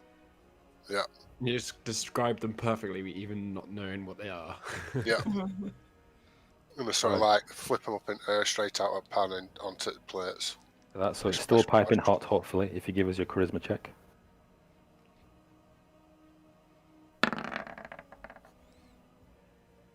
Smash it. Nice. Roll it 2 more times if you like. You can get a crit. I can add a D10 to that anyway with Dark One's own luck. 33. That'd be good. Yeah. Yeah, if you want. It's up to you. Just do your rolling. Shall I, I'll use them other two just to see which one's biggest.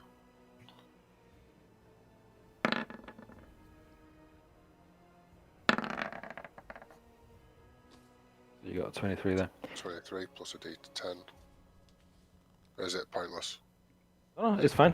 It is slightly, but it's okay. Don't worry about it. 29. It looks amazing. It smells okay, but it looks really well plated up. It's in the correct plates and everything.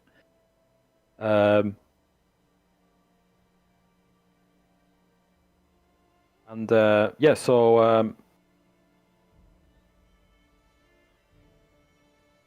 me find the right place. I think we need a change in careers, guys. Adventurer no more and chef. Yeah, so as you plate it up, you hear Strahd say, "Someone will surely have to taste this blasphemous meal." And he claps his hands, and a man with slicked black hair and harsh eyes and a dreadful, if regal air steps across the threshold of the hut.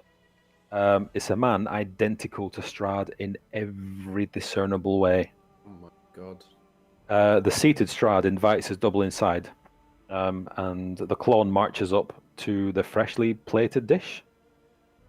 And the lookalike stands upright and nods, and says, "These will serve nicely." After he tasted it, and the primary Strahd nods in return and bids the taster to leave before kneeling and filling a glass of vial with viscera, bird bones, and black feathers before blending into a cloud of vapor and phasing through the silty walls of the hut.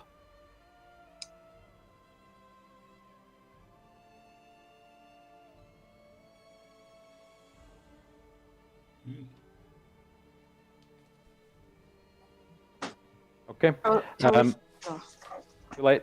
Strad returns to his seat beside the charnel. And with a flick of his wrist, conjures a spectral hand. The hand holds firmly to a raven's neck and begins to squeeze. Blood drips onto the pile of feathered corpses, and Strad furnishes a small glass tube that he holds beneath the steady drip, all the while whispering an incantation. With the addition of one of the black feathers to the vial, he corks it and returns it to you. I expect a proper dish upon my next visit. Experiment a little. His petrifying stare holds intently to you all before he evaporates into a cloud, blending with the shadows that consume the muck-coated hut around you. Was there any way of knowing what incantation he was casting? Too late. A wailing wind brushes away the mists around you, which fell when he left the hut. A wailing wind brushes away the mists around you, revealing cracking ancient stone and a muffled vermilion glow. I had to look up the word vermilion. It means red. Bright red. Low thrumming rises and falls, and the light pulsates in unison. You are back in the spires of Ravenloft. With a clatter of boot heel on stone, the light is fulgent. Who comes up with these words? And reveals a 10-foot tall ruby red gemstone in the shape of a human heart, wrapped firmly in golden bands and floating over a depthless chasm of a tower spire.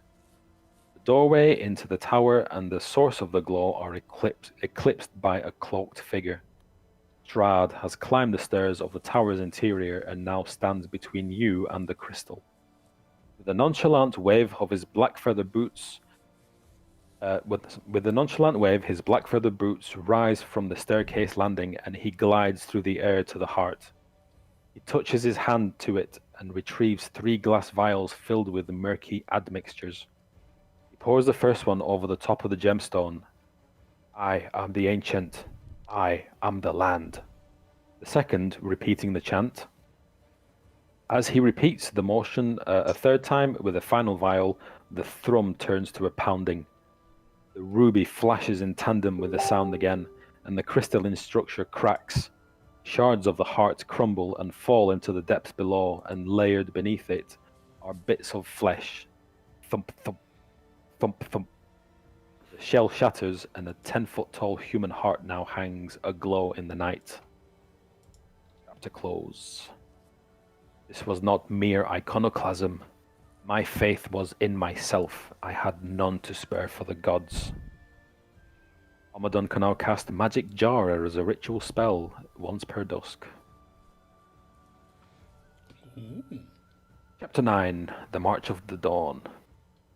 In life, the Morning Lord's light never reached me. Death, its presence was an eternal plague.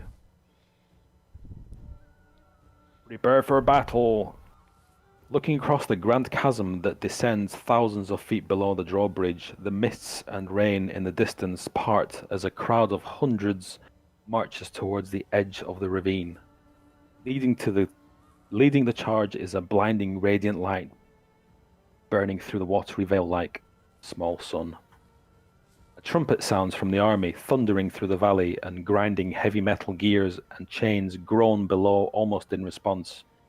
A rapid series of clanks and clangs screech from the gatehouses, and the heavy chains of the drawbridge fall unrestricted. The castle's bridge crashes down, warping and nearly snapping as it slams into position, spanning the vast canyon. And you are standing next to Strad again on the walls of Castle Ravenloft. And you all look at Strad, and he looks genuinely excited. You've never seen him like this before. And he turns to Rahadin, and you 5 and nods. And Rahadin turns southward to take his leave and attend to the guests at the front door. Rahadin, hold. Generals, I trust your judgment. Would you like to join in my welcoming party, or would you like to attend to our dinner guests with Rahadin? Can we split up? I'd prefer if you didn't. Probably go with Strahd, I guess. Okay, excellent decision. As you hold fast, Strahd opens his cloak, and out pops a bat.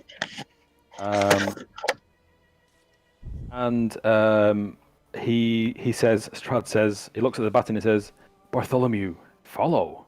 And the bat flies after Rahadin.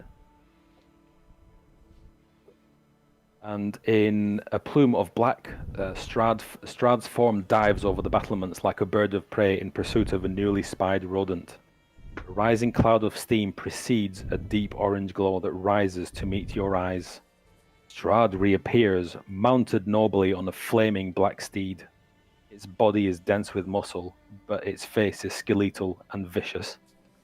Its bony jaw and hollow eyes spew ash and embers into the night sky.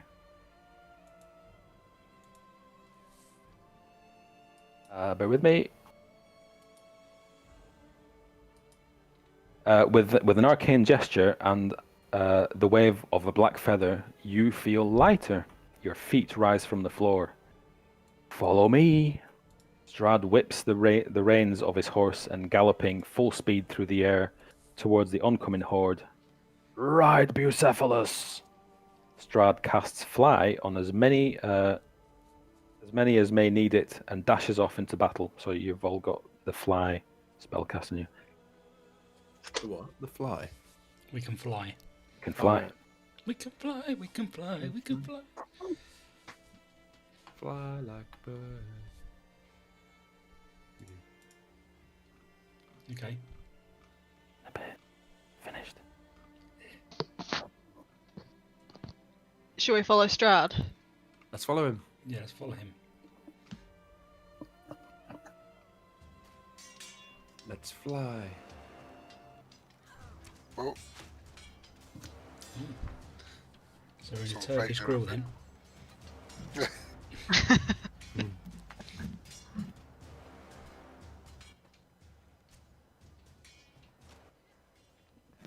Where's Strahd?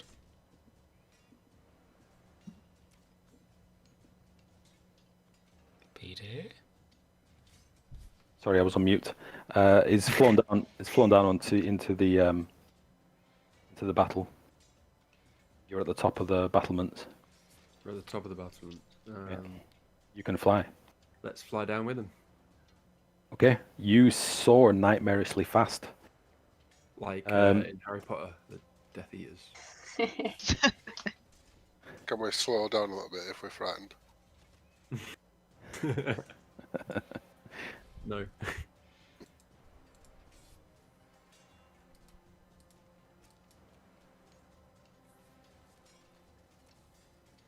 What are you doing?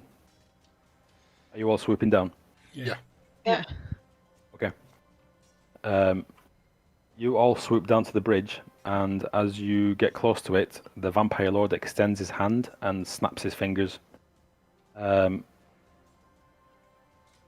invisible force erupts from the center of the path, sending nearly a dozen invaders plummeting over the unguarded sides of the precarious bridge. Are you going to fight? So there's an army coming at us now, More than an army, yeah. but we can fly. And we've got Still. Strahd. Yep. Be on Strahd's side on this one as well, then, yeah. Too much. Go fight. Fight. Yeah. So Yeah. your choice is to either barrel into the front line, or you can follow Strahd and see where he's going. That sounds like a good option. Yeah. Do you want to follow Strahd? Yeah, I feel like we should. I would like. Yeah. Strahd sails over the guard towers and leaps from Bucephalus's saddle. Fletching feathers etch the arc of dozens of arrows through the clouds, and after narrowly avoiding their volley, Strahd plucks a black pearl from his coat sleeve. Was it naivety or foolishness that allowed you to believe that you could enter without invitation into the lair of the Dark Lord and escape without retribution? All of Barovia will suffer for your hubris, Dawnmaster. All will know that while your flock lives, there will be only darkness. The pearl crumbles to dust in his palm. The silver reflection of moonlight carried on the rolling mists turns crimson. The moon above, now fighting through a gathering storm, is blood red, and on the ground below, the grass wilts. Waves of festering necrotic energy ripple from a single patch of soil. The plague grows, the tendrils of vile magic lurch hungrily outward, and in an instant, they swallow a 60-foot sphere.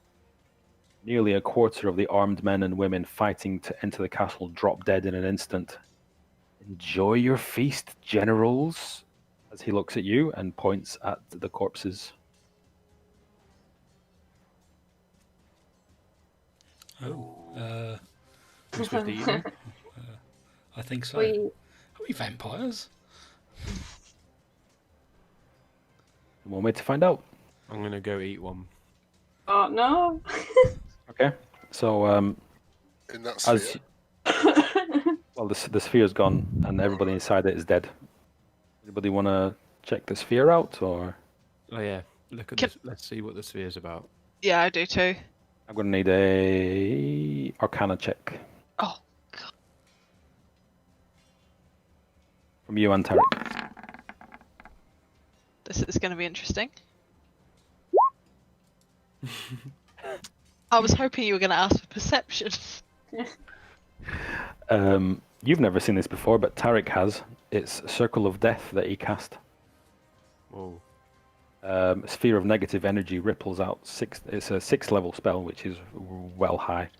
A sphere of negative energy ripples out in a 60-foot radius sphere from a point within range. Each creature in that area makes a Constitution saving throw or takes 8d6 necrotic damage on a failed save. But as these are all commoners, they had 0 chance of surviving, even if they succeeded. That's like OP. So yeah, so these commoners obviously thought that their numbers would give them strength, but it only made them weaker. Oh no. So Tarek, are you going to have a little nibble? No, You don't have to. I'm not going to. Okay. Is anybody fighting? Thought we were just flying about. What happened to Strahd? Has he flown away? Is he? He says to you, he says, "I'm about to end the spell, so make sure make sure you don't meet the same fate as those." And he points at the people that are still falling off the bridge. Oh, we'll get down then. Yeah. Stop land. flying. Yeah, we'll fly away. Yeah. As you come close to the ground, he snaps his fingers and ends his fly spell. So you are on the ground. We're on the ground, Dying. That's pretty decent of him. You are facing an army. in the thick of Oh. it. It's a nice guy. Thanks, Strad. So in front of you Straight into. is a banneret fighter. Let me. Ooh, okay. This is going to be interesting. There's a banneret fighter and a eldritch knight villain. It's one of them. I was just saying today, wouldn't it be cool to play an eldritch knight because they are fucking hard. Thanks for the heads up. Okay. So, oh, hang on. Eldritch Knight. Here we go. Okay, so in front of you are these two dudes. We'll take your initiative, and I'll just roll their initiative again. So, where is it? What's that? With not rolling again. Oh, no, well, we'll just take your previous initiative. Okay. Just bear with me. Yeah, I'm just gonna get a beer. I'll be back. Yeah, I'm going to quickly be back in a sec. Whereabouts are you putting these pictures, Peter? Because I can't see them anywhere. I'm not putting any pictures anywhere. Oh, right. Okay, I thought you were. I think the gin's hit now, so I'm not quite understanding what you're Yeah. saying. It did sound like you were putting a picture up somewhere when you. Did it? Thanks, Yeah, Dill. yeah. Sorry, I was looking for his stats. Right, I'm gonna have a minute as well. I Okay. need to go and try and sober up a bit. Right. In fact, I need a wee as well. I'm going to grab some In a minute. crisps.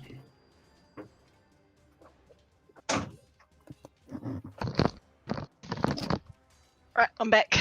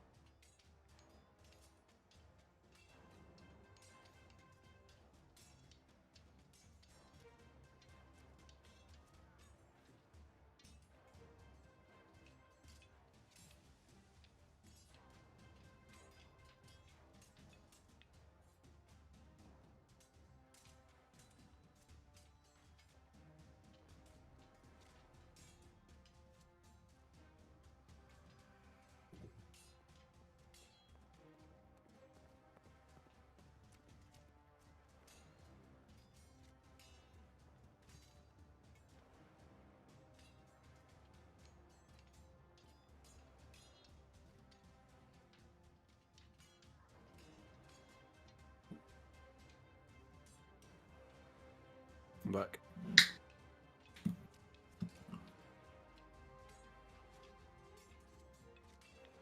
I am back. Me too. Is everybody here? Back. Yep. Megan?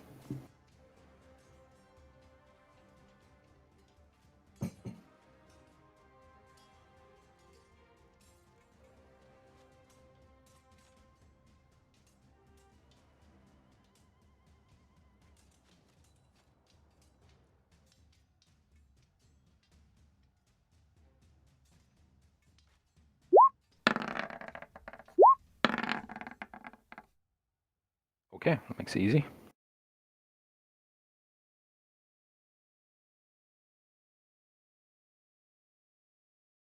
So the Banneret will go first and the Eldritch Knight will go last.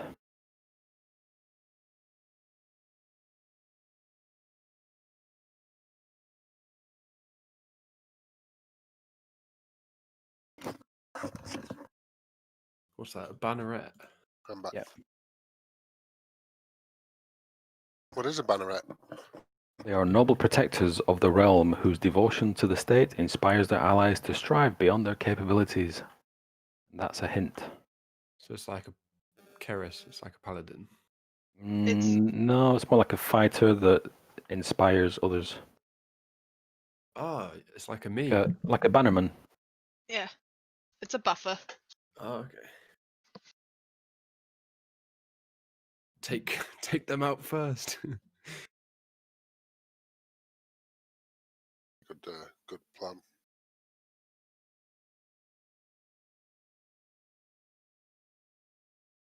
Dum dum.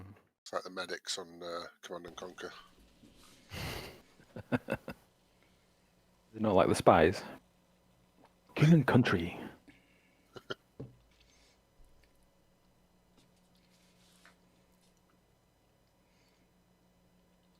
Megan? Checking. Megan, we're waiting for. Who have we got? Mike. Mike said he was back. I'm back. I've had to reconnect to Roll20 because it's gone mad. Trolling like crazy. Please don't tell me we've lost the turn order. Please, no. It's on my screen. Good. Mine as well. It's basically our go for the next 7 turns. 7 turns, that's optimistic. Hello. Hello, are you back? Last one back again. Yeah. Just in time, because the Banneret is going to attack Keris. Oh, okay. So he rolls a... He's going to attack you with his longsword. So it's D20 plus 8. Has he got an 8 for it? Oh, he's tough.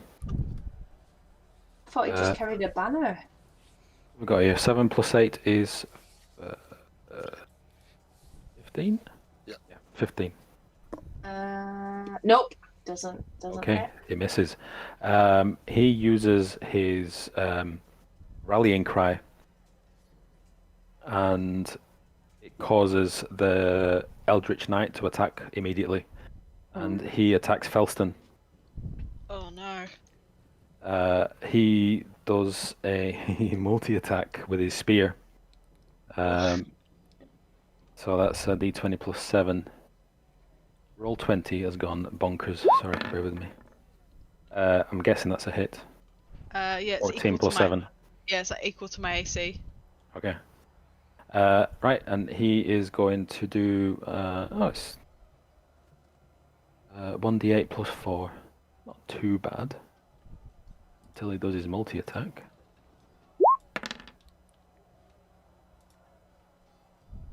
So that's 7 points of damage. And then he's going to attack again. So he's going to stab at you twice with his spear. Okay. I'm guessing that's a miss. Yeah, that's a miss. 4 plus 7. So yeah, he nicks you with the first one, and the second one misses completely. And next up is Tarek. Is that Tarek? What? No, it's not. It's Marlo. Marlo. Well, yeah.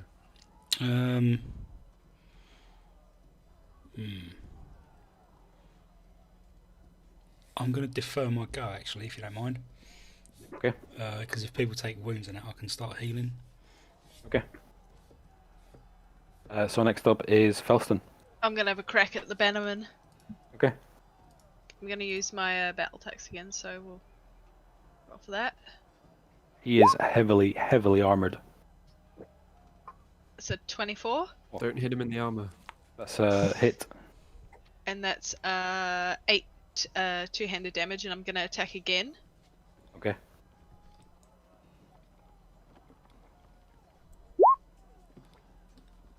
And that's a 22 and 14 damage. And then I'm going to use my bonus action to go into rage. Okay. And I'm done. Oh, because I scored with my battle tax, because I've done 24 bits of damage, does that mean I get 8 gold coins? Yeah, if you want. Yep, I'll take that, yeah. I've asked for 10. Damn it. Okay. Yep. Okay. Next up is Keris. Okay.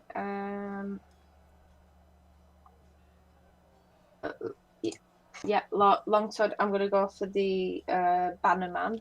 Okay. Should I go for the other guy? Probably go for the other guy actually. Oh no, I'll go for the Bannerman. Go for the Bannerman. Okay. 13? No. You swing at him with your longsword, and it just clangs off his very hefty metal plate armor. Okay, I'm gonna cast. Just let me check this is the right one. Jeez.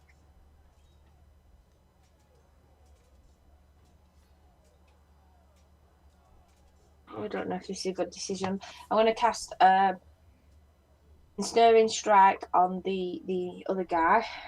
Okay.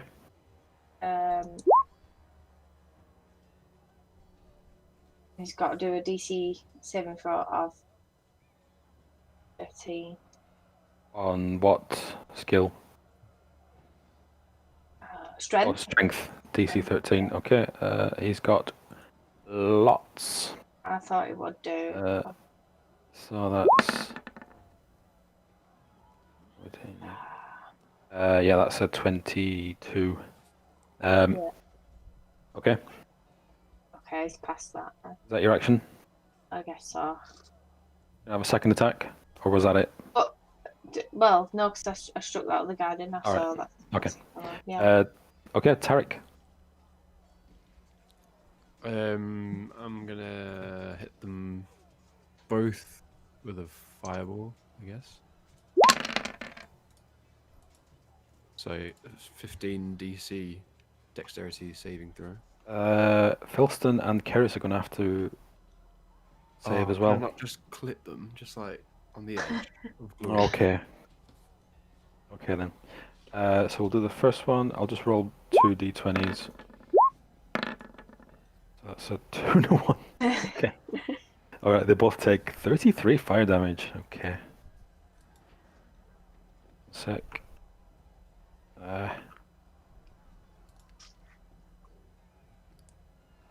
Lost my really basic health tracker. Bear with. So you've done 33 damage.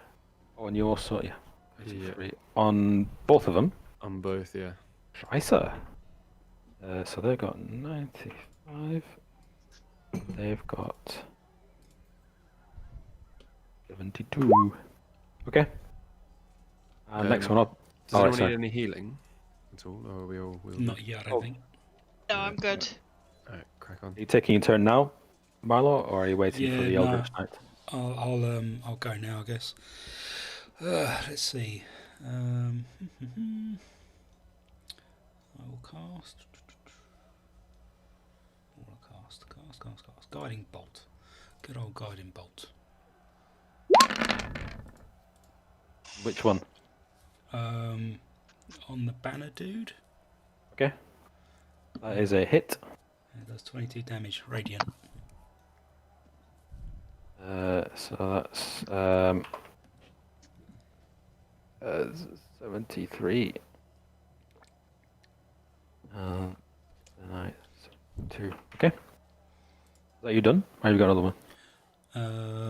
Yeah, I can What have tricks up your sleeve? more tricks, more violence. I will cast Sacred Flame. Just a mere cantrip. Not quite as impressive. On who? Oh, sorry, you got to do a dexterity save on the Bannerlord. I think that's a pass. Cool, that's Okay. me done. Yep. Right. Next up is the Eldritch Knight.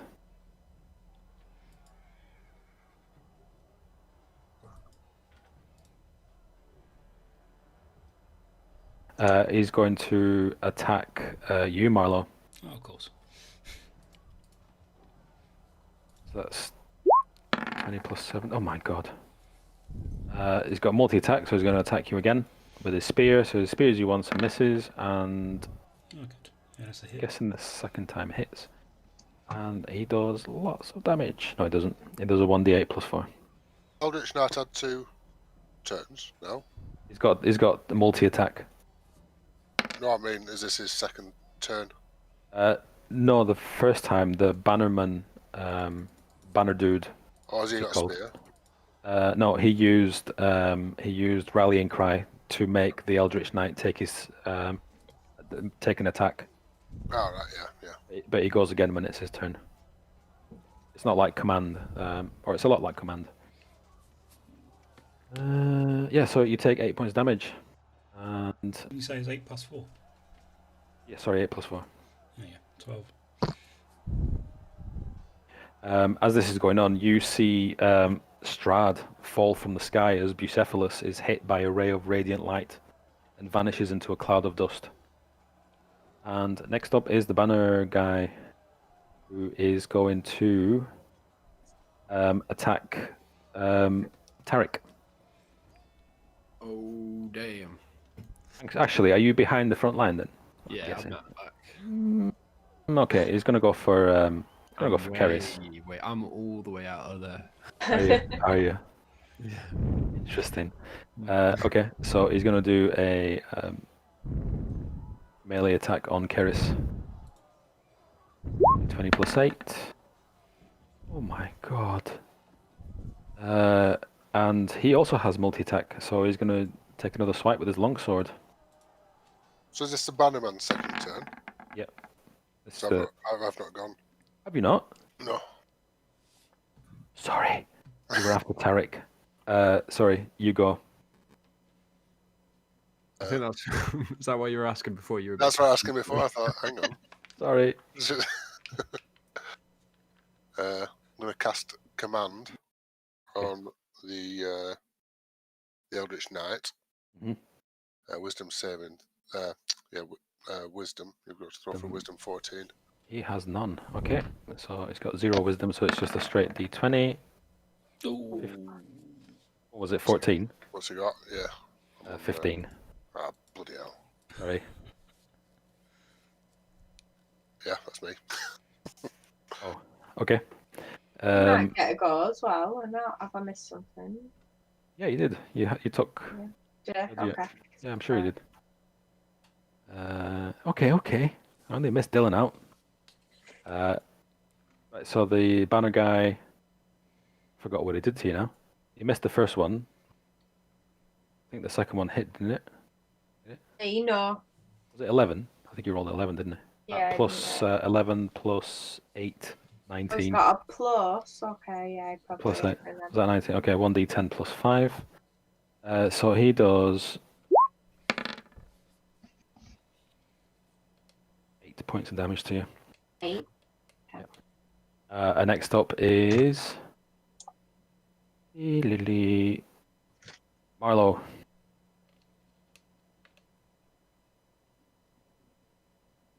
Marlowe, Sorry, yes. your turn. Right. And is anyone else damaged? We're alright, I think. Yeah, I'm fine. Okay, all right. I'll crack on with the guiding bolt. There you go. Jeez. Always scares me. 16. That is a solid miss. Okay. That's an easy miss, in fact. It's an easy mist. If that gives you any indication. Okay. So I'll cast my cantrip. Cantripped? What? What? What?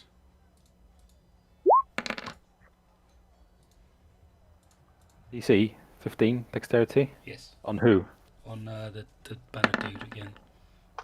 He's got 0 dex. That's a miss. Okay. Takes 4 damage. Ooh, nice. That's a lot. So he's on 9. Okay. Is that you done? Or have you got another one? No, that's it. Okay, Felston. Gonna attack the Bannerman again. So. Okay.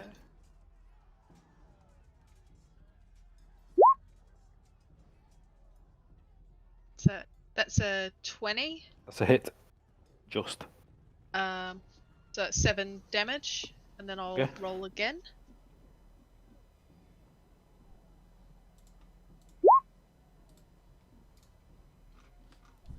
That's an 11. That's a solid miss. Oh, and then I'm in rage, and then I'm gonna make a frenzy attack. So that's another roll. Okay. Keep him coming. That's a solid miss. And that's me done. Okay. Keris. Can in between chapters, do our spell slots Yep. all 0? Yeah. Just don't die. And Okay. everything else will be fine. Right, I'm gonna cast Moonbeam on the Moonbeam. the baddie guy. Which one? The banner one, or the banner guy, or the No, the Eldritch other Knight? one. Eldritch The Knight. Eldritch Oh, Knight, is he yeah. feeling left out? Okay. Yeah.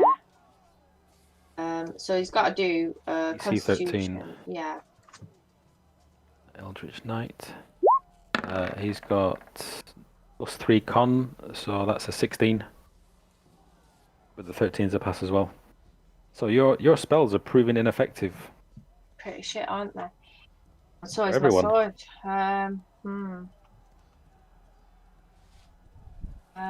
Alright.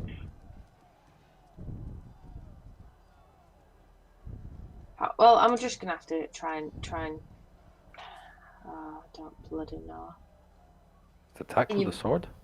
Yeah, well, I was thinking maybe I might rip some of his armor off, but is that allowed? In a different setting, maybe. All right, okay. I'll I just. don't know why you want to start stripping the guy in the middle of battle, but So I can hit him. alright. Okay, right. Long sword. Miss. Yes. Can I put Lucky? I'll call Lucky, please. Okay, call Lucky. Oh, On a friend. Not, Still a miss. not that that's gonna help me. Right, okay. Yeah, on we go. Is that it? Yeah. Right. Tarek.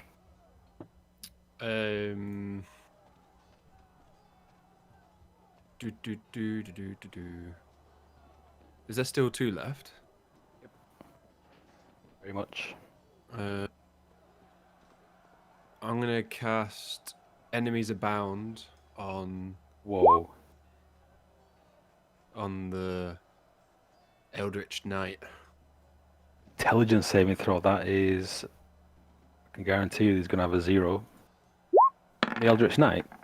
Yeah. All right. You pick the one that does have intelligence. Anyway, that's a 10. Oh, what?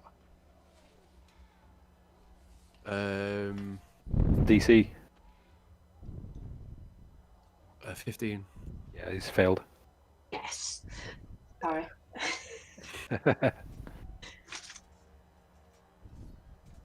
So he can't distinguish from friend or foe. Okay. Does anyone need any healing? I need. Well, I don't need it. I've got 27 points. Yeah, I'll So- do a I need 12. level 2, a second level healing word on Mario. There you go. You get 6. Oh wow, that was the worst roll ever. 2-1. That's fine. I'll take it. So I don't understand this enemies abound. So is he attacking at random? So he'll just attack whoever's closest to him. So he might attack Oh, okay. his Will friend. Let's step back then. Okay. Well, the nearest one is Oh no, his it says mate. that random from among the creatures it can see within range of the Okay. attack. I'm going to roll a d4. 1 and a 2, he attacks you lot. 3 and a 4, he attacks his mate. Yes. He attacks his mate. Okay. So this the Eldritch this Knight is- attacking the. Yep. But it's you first, Ramadan. Oh yeah. So I'm going to do Crown of Thorns on Ooh. Crown of Thorns, Crown of Madness on the Banneret. Okay. What am I doing? Wisdom saving throw 14. Oh, 15. For fuck's sake. Not doing so well, Dilamino. 15 twice. Is that you, Spaffed? That's me spaffed. Okay. That would have been good because they'd have just been fighting each other. Who did you cast it on again? The Banneret. All right, he's got wisdom as well. Okay. Well, anyway, the Eldritch Knight, it's his turn, and he's going to attack the Banneret. Doesn't understand what's going on, so he's going to do 2 spear attacks. He's going to have a hard time doing it though. That's a hit. So it does 1d8 plus 4. Does 9 points of damage on the Banneret. Brings him to 3. Then he's going to attack again. Definitely a hit. And he does a 1d8 plus whatever it was. 7. Holy moly. So that's 7 plus 4 is 11. So that's 22. Okay. As he does that, Strahd Payne's scream carries across over the valley, and the pouring rain turns warm and red. And you lot chose to fight outside. The blood rain forces all the invading force to succeed on a DC 18 Wisdom saving throw. The morale leaves them. So we'll just call it a straight up D20. Okay. The forces begin to flee as this rain comes down. But you lot need to give me a DC 18 Wisdom saving throw as well. Okay.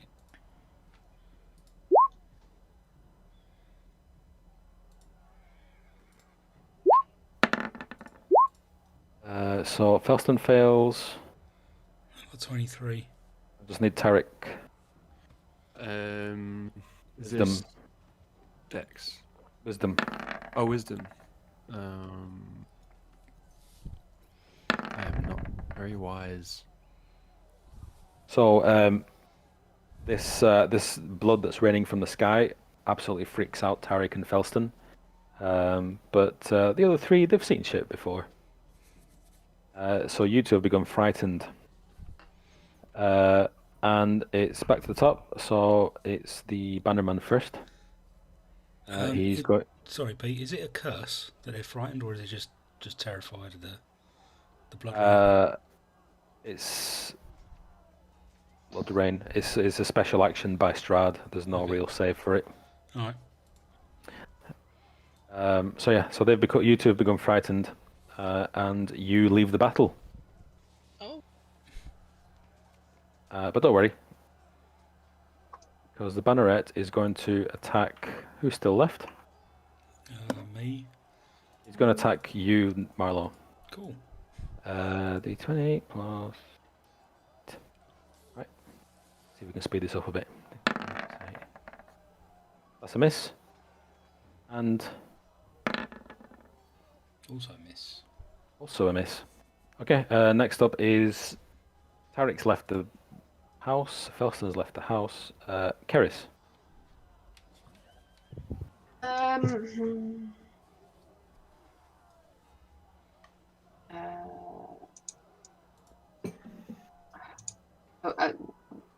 Yeah. Long sword attack. 16 on the one with the less. AC. Sorry? Oh no, the Bannerman. The Bannerman. Has he got that? That's a miss.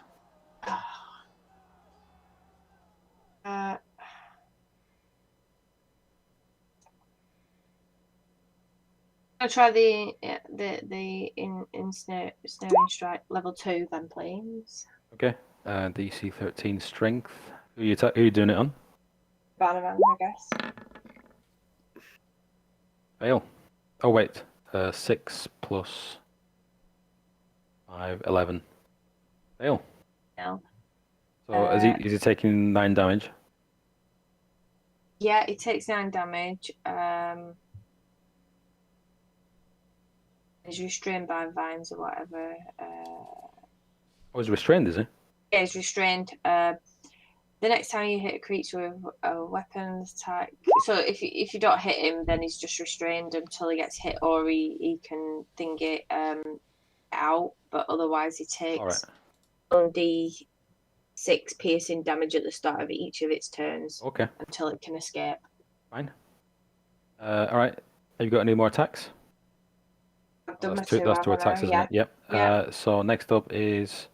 Sorry, I completely messed this up. Marlowe is actually still on the battlefield. I am. Yeah. Oh. You were meant to go first. Okay, no. But it's okay. Do your turn. Cool. Last chance to roll a level 3 spell, so let's hope it's good. Oh, you bastard. That's a miss. Yep. And yeah, that'll do. Bastard. Okay. And Omadon. Eldritch Blast. On the. Are they both still alive? Yeah. Yep. Any of them blooded? Very much so. The Bannerman is his ass kicked. Picking on me. I'm going to cast it on the Eldritch Knight. Okay. Use your do d20s. 20. It's a hit. Yep. I'll just cast roll my other one. Yep. And then just roll your damage. That's a miss.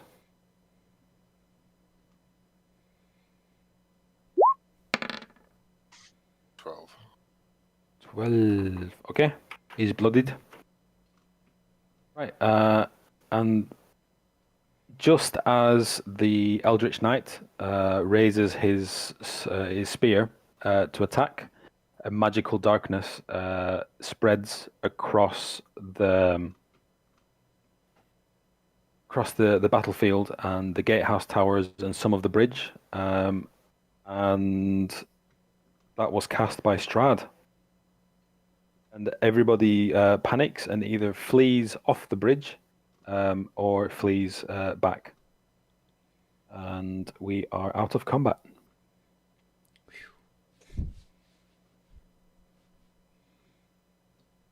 Yeah, so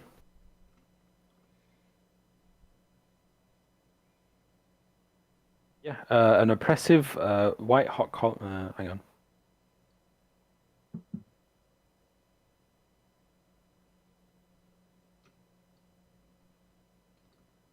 Yeah, an oppressive white-hot column of light descends from the heavens, crashing into the dome of shadow like a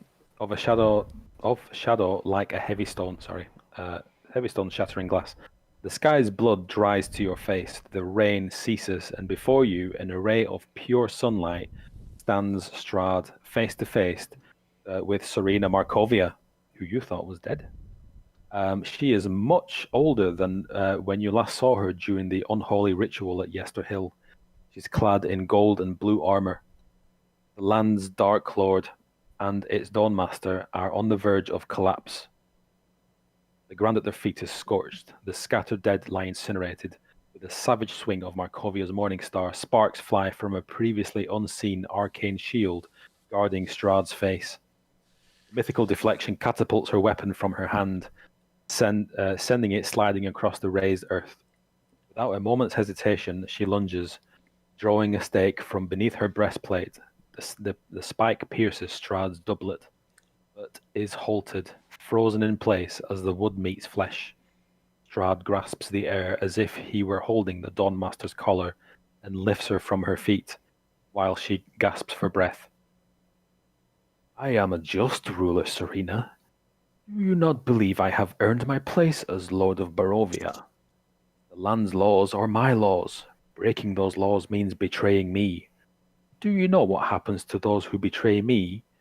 I would not suppose you would. There are none left to speak of it. Occult glyphs materialize between them and that reform into a skeletal hand. Its pointer finger hovers above the Dawnmaster's heart and taps her chest. Serena Markovia's pained, violent scream is choked by a grotesque gurgling. She vomits bubbling, blackened blood, and her body hangs in the air, still strung up by Strahd's magic, like a twisted marionette. The magic is dismissed, and Strahd falls to his knees along the lifeless shell that clatters onto the ash-coated battleground. With the light of the Morning Lord extinguished, the vampire dissolves in a cloud and drifts across the bridge. His gaseous form mingles with the mists enveloping Castle Ravenloft. The body of Serena Markovia rises sloppily to its feet, its right leg bent backward at the knee, and it limps towards its new master and eternal servitude. The best way to rid the world of a plague is to begin with the rats. Omadon can now cast Summon Greater Steed. Go on, Amadon. However, it is actually a nightmare that you summon. If you look on D&D Beyond for Nightmare, you will see a flaming horse. Even better. Even better.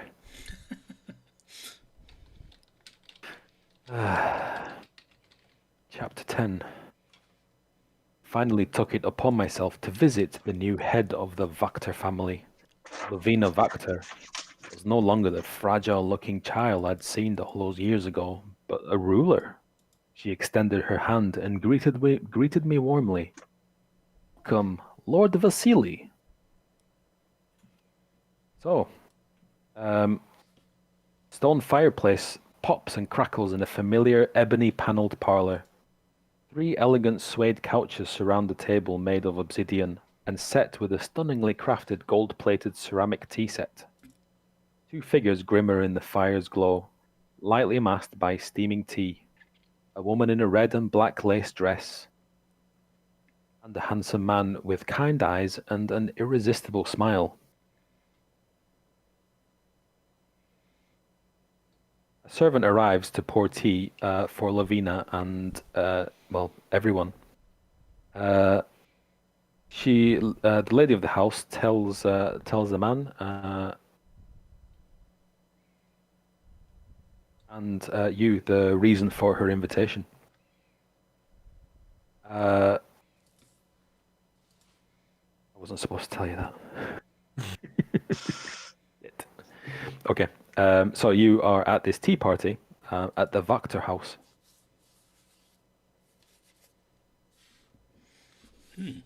What do you do? They're chit-chatting, the two Can we eavesdrop? two people.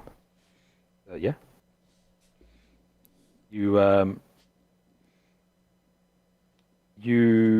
listening in to what they're saying, and you hear the man who she called Vasily. You hear him say, "So how did you find the traitor?"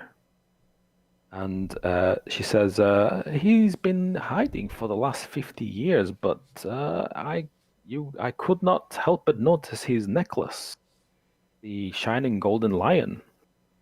And Vasily nods as if he knows what she means.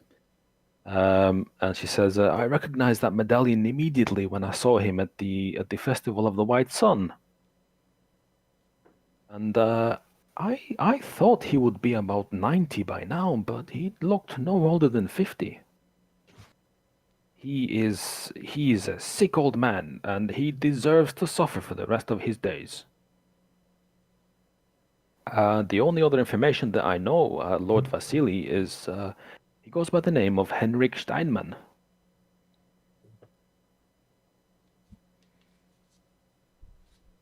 What do you do?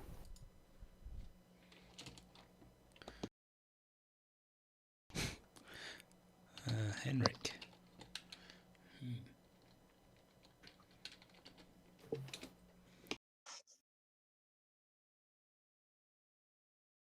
They continue the conversation, and you keep hearing about a monastery.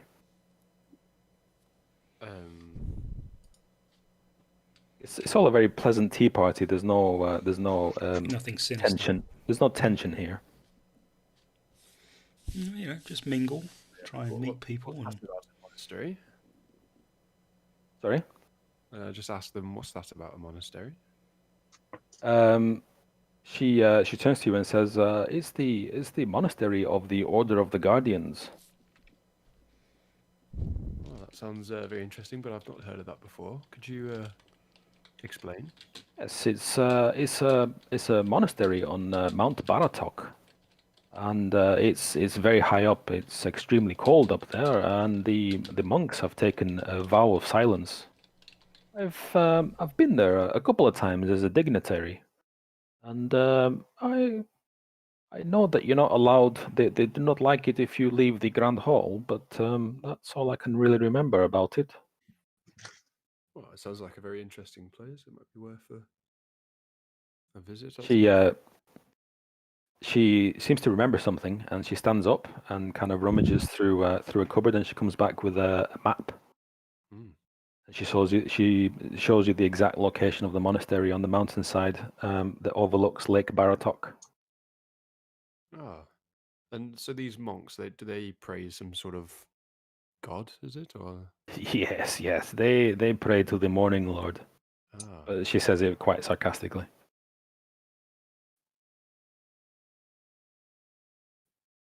oh, cool. So the sleek ebony walls of Wachter House warp and bow. Mist leaks through the cracks in the panels, and images of the night sky clouded with ravens raise from the wood grain. The boards now frame the interior of a carriage, and gusts knock at your windows, and the wagon bounces along a rough gravel road.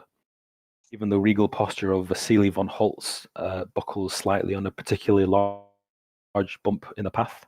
The clop of horse hooves and clatter of wooden wheels slows to a stop. Vasily looks through the window and surveys the craggy vista, and with a deep inhale, his vest darkens and a cloak drapes from his shoulders. A pallid undeath washes over his face. The kind eyes sink into his skull. The Lord of Barovia opens the door of his carriage and steps down the stairs to meet the fresh mountain air and dirt of his land. His physical form melds with the air, and you drift alongside him into the skies climbing above hundreds upon hundreds of feet of switchbacks and dangerous mountain paths woven into the peaks as they rise well above the clouds.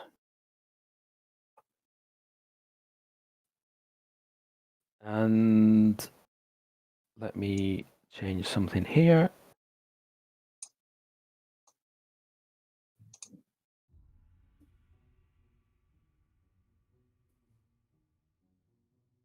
There we go. It's one I prepared earlier. So you kind of start at the bottom. Can you all see it? Is this in the? Where is this in the? Roll 20. Oh, in Roll 20. Looking in Discord. Oh yeah.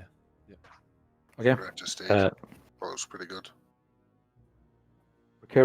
Precariously secured rotting planks jut from the sediment layers of mountain stone, hanging between segments of the staircase are facades of buildings carved directly into the rock. And as Strahd takes his first step onto the stairs, a violent determination possesses Strahd's face. As his leather boot presses to the first plank, he recoils as if he touched a hot iron. A black cloak billows behind him like wings, and he retreats, gazing scornfully over the mountain complex.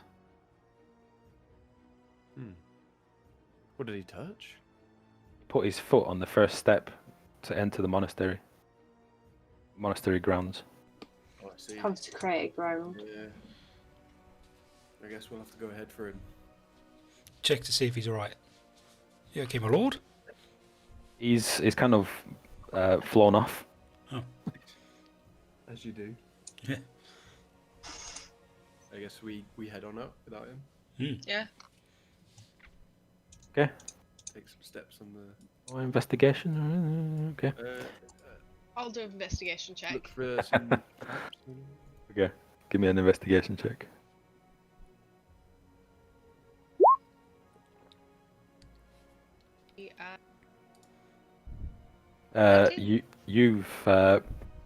You're certain that this is the forbidden spell. It's a ward against any kind of magical travel, and it protects quite a lot more than just the monastery, as far as square feet goes. And for the duration, creatures can't teleport into the area or use portals, and also it guards against the undead, fae, fiends, elementals, celestials, etc. Pretty good spell, that. Yeah. So, what do you do? Approach the first building. Is that a building? Yeah, these are on the left. These are doors Okay. built into the mountainside, Oh, okay. as best I could. Okay. Approach the first one and have a look. Okay. So you peek in.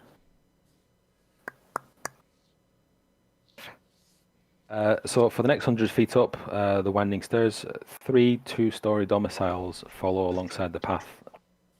As you enter, a small quiet room with little more than a wash basin, a barrel, and a worn splintering table is nestled into the mountain. A rickety ladder leading to the second floor is propped up through a small square cut into the ceiling above.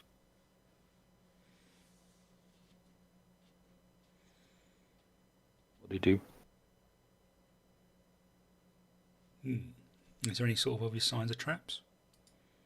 I can reveal something. Let me reveal.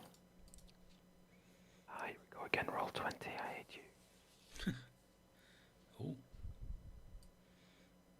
You might need to zoom in a little bit. Good Doing my job. best.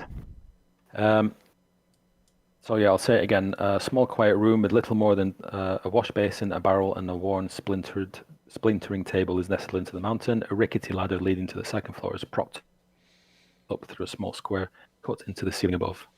Is there any sort of noise or any sort of sound of life coming from the upstairs? Yep. It's fairly dark, and you hear snoring. Okay. Say that Are you up there's here a now? protection against fiends, Yep. so you can't use any fiends here now.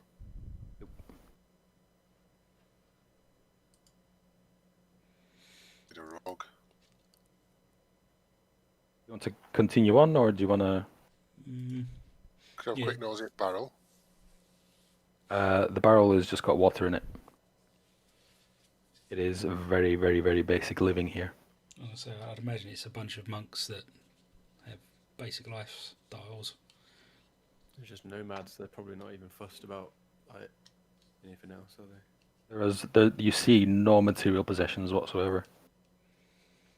Well, I We're think we should climbing the follow. ladders. Pardon? Climbing the ladders. Do you say there's sound coming from upstairs? Ignoring. So as you climb the ladders to here, I've not put them in, but there's two young-looking monks fast asleep. So we heard him snoring then. Mhm. Okay, I'm gonna climb back down then. I'm not gonna wake him up. Okay. Well, as you get up there anyway, you smell woody incense burning in caged censers, and they fill a barren living chamber with a welcoming smell. Wisps of smoke mix with the cold air and rise through the hall leading to a second floor. Oh, sorry, that was downstairs. Yeah. Can I Um, do an investigation or whatever it is that would? Can I decide? Can I smell? Know what smell I'm smelling? Like the incense. You do, as a paladin, you don't need to recognize this. This is the incense that you've smelt in every single church you've ever been in. Churchy incense. Churchy incense. It's not lavender or anything like that. With essential oils. I'm gonna leave it to it. I think. Okay. So you are you gonna crack on or? Yeah. All right. So as you climb to this location here, this one, that's the easternmost building of the monastery, and it's seems to be some kind of chamber from what you can see outside.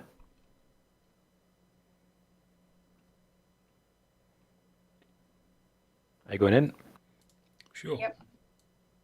Okay. Well, the exterior of this building stands apart from the facades of the others. It has a tower-like structure standing inverted. Its domed roof is embedded into the ground, and its foundation clings firmly to Mount Baratok like a stalactite. The door once hung from the rusting hinges bolted to the stone and wood ahead of you, but has long since worn away. As you go in, the cleanly swept floors of this room sit empty. A ladder to the immediate left is propped up through to the second story. The northern wall seems carved rather than panelled, and fitted in the stone spanning the entire eastern wall is a sliding door. I shall reveal it to you now.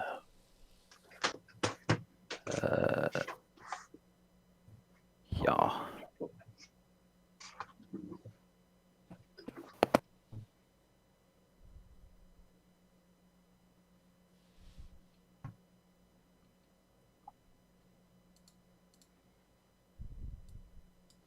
There's just a sliding door in here, and stairs leading up, ladders leading up.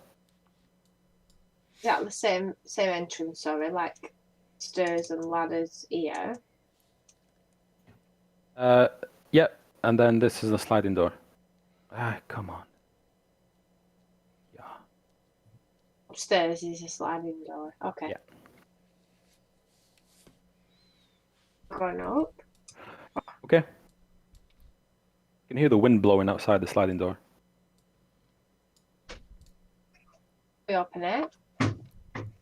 Sure. Yep. As you open the sliding door, you have a vista of the entire valley. What And beautiful view. You see distant lights. Like Feel a free to town. do. Yeah. You assume it's Vallaki.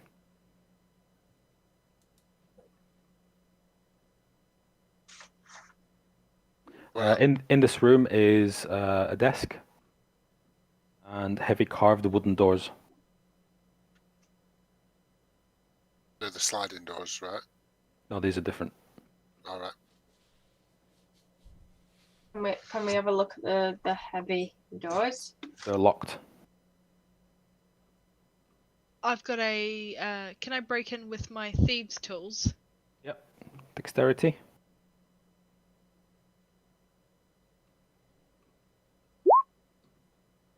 Mm. What was that? That's a 7. Yep. Your thief tools snap. Oh no! Oh no.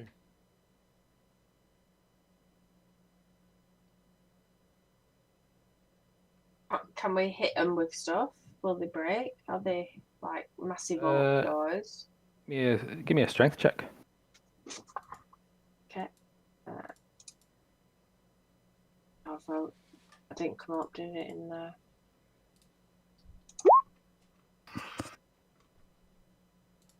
Tea? Yep. You managed to pull the door open off its hinges. And through the doors is a larger meditation balcony, nearly identical to the one you just seen. And there's a heavy iron chest. Ooh. What's in the chest? We have a look at The that chest then. contains several scrolls. Spell scrolls. Insight check, please. Insight. Fucking. Pardon my These- French. These are incomplete and largely incorrect scrolls detailing the history of Barovia. While you're here, you also see a door frame that seems to be wide open, and it opens to the mountainside stairs. What, to a different way we came in? Should we go that way? Yeah, peek round. Yeah. A wall nearly twice the width and by the numbers of chips, cracks, and wear twice the age of the other buildings extends from a recession in the mountainside.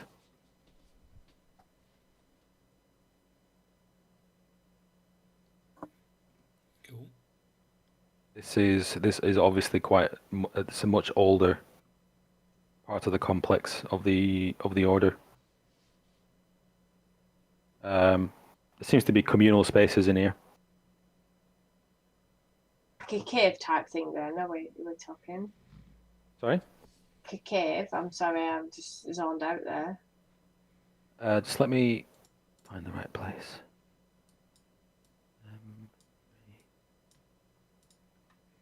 It's down here. Bear with.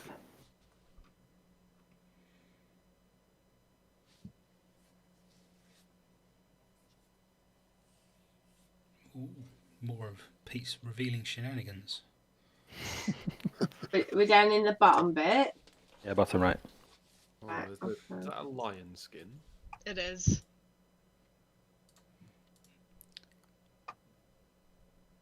How do you know it's Bathtub telling the with a- truth? Oh, With a rubber ducky in.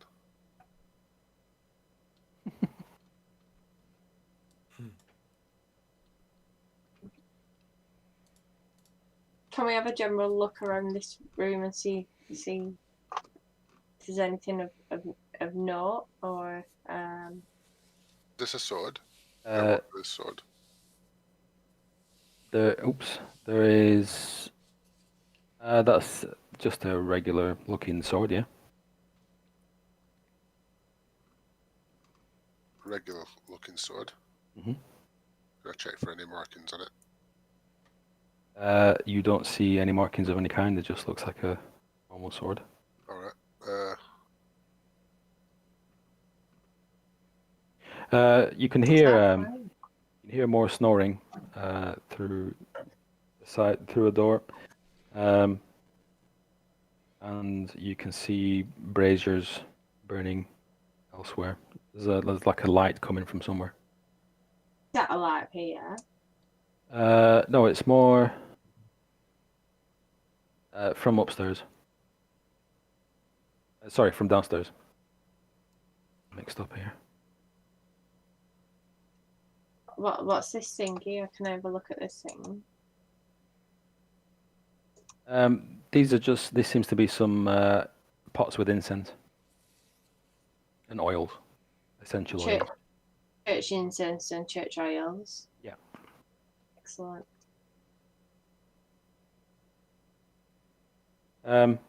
We go this way.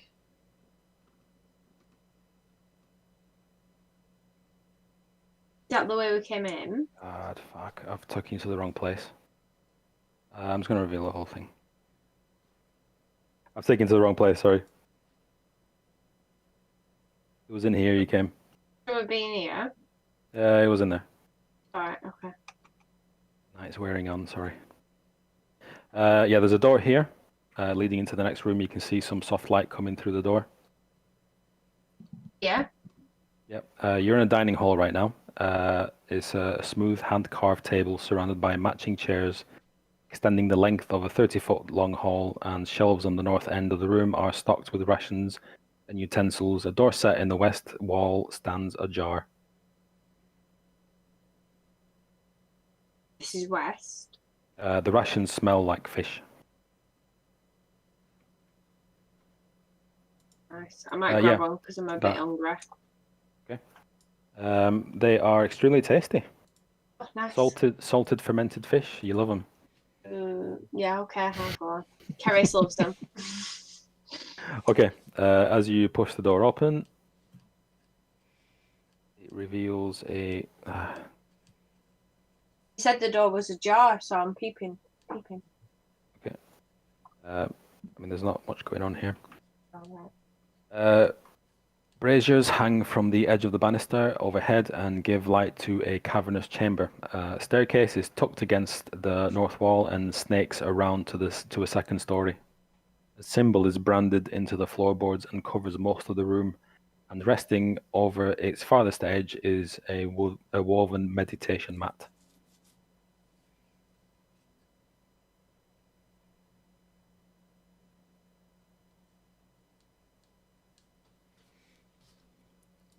You choose to go upstairs? Yeah, I'm doing some meditation. What's this insignia that's on everything? Is that have we seen that Morning before? Lord. You Morning Lord. you can only assume that this is the Order of the Guardians symbol. Order of the Guardians. Because we're at the monastery of the Order of the Guardians. Yep. There's an A and B on the floor too. Does that mean anything? It's just for my reference. Alright. Okay. And what is that reference? So I can so I can read the wrong places. Oh, okay. That was like some secret doors or something, maybe. There's two doors on the west.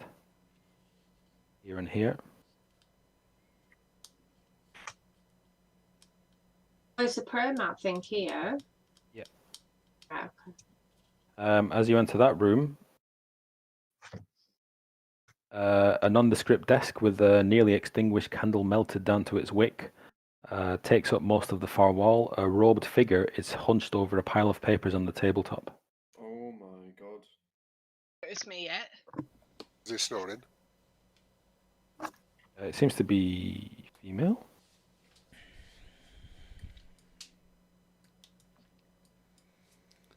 Can we have a look at the papers that they're leaning on? As you wander in, she turns to you with a fright at the start, and she's looking at you inquisitively. Greetings, miss. I hope we haven't interrupted you. She just looks at you. Ah, yes. You've taken a vow of silence, I assume. She kind of nods piously. Ah, yes, tricky. Yes. Anyone? Under What? a piece of parchment. Can we have a look what she's working on? She hides all her stuff away, and she adopts a posture where she doesn't want you to really to be here. Lord Stroud attempted to enter this place. Do you know why? Her eyes widen, and terror washes across her face. No, And don't be she looks afraid. around the room. We are not who we seem we are. We are not servants of Strahd. Give me a deception check. So far, you have been. Yeah, we did help him like destroy an army, and Yeah, but for this, Deception check. I'm coming.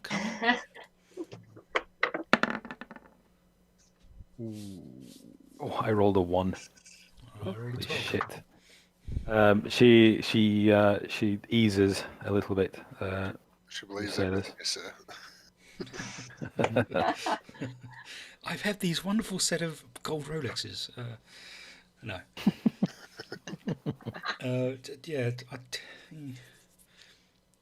Who are you here looking for? Remember. Hendrik. Yeah. Yeah, is that right? I brought it down.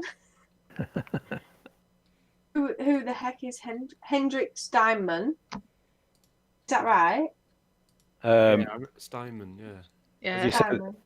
As you say that name, her expression hardens. Hardens in a good way. Nope. Can we motion for her to write stuff down? She folds her arms. I guess that's a no then. Can I try and persuade her to talk? Can she talk? She can't talk. How are you going to persuade her? Just tell her that we're on her side and we're trying to find some answers to potentially stop Strahd. Okay. Is that a deception or is that? Yeah, that's going to be a deception, isn't it? That's the truth. Is it? All right then. Charisma check. You need to get 14 or more. Plus 10. Plus 10 charisma. Oh, Jeez. Okay. Can't really argue with that. I can talk my way out of anything. You do such a great job convincing her that you want to stop Strahd. That she lets out a sigh, and she says, "I last saw Herr Steinman in the auditorium, before I fell asleep. He's usually there quite late." Can you point us in the right direction? This auditorium, is it right at the top? The auditorium. She points you in the right direction. Okay. And she says, if he's not there, he will be in his bedroom. Okay. Well, thank you very much, and let us know if you need anything. Okay. And she looks at the door expectantly. All right. I guess. bye. Just let me We all shuffle Bit, out. bit rude, but all right. just let me reveal the auditorium if I have it. Here we go. While you're doing that, Peter, why have I wrote down Shining Golden Lion? Is that important or not? Can I cross it out? That's the necklace that the traitor was wearing. All right, okay. The traitor, interesting language. As you say that, she looks at you and she says, Oh, we've left. "Only one. You've not said that you've left, have you?" All right, no, okay. Says, "Only one person calls him a traitor. You said you don't work for Lord Strahd." That was mentioned to us about the traitor. We didn't know it was. We don't know who it is. But undercover. She pushes past you and leaves the room. Oh In a hurry. no! Shit. With the racer. And I cast No, I don't want to. God, this is where it kicked off. Oh bollocks! I can't do it on a monk, can I? Like, no, I can't. If thaumaturgy and just slam a door shut just to. She's She already left. Ooh. She's gone. She's on her way out. If you want to do your thaumaturgy. Oh my God, you're just gonna terrify her. It's Slumbering. just going to be wind, isn't it? We're up a mountain. Wind could slam a door shut Okay. Yeah. just at the right time, so it just knocks her on her ass. The door slams shut in her face, and she gets knocked on her ass. And then I just act cold, like, ooh, that big gust. Ooh, She gets up, kind of dazed, and she kind of puts her hand on the wall. She's obviously taking a right good knock off that door. Thanks a lot, Dylan. And she just motions for you to just leave. I just sort of say, like, you've got to trust us that we are on your side. We're trying to work closely to Strahd to find out as much information as we can, and all he's ever mentioned is this traitor that we're trying to find out. And then I do another. No, she looks. She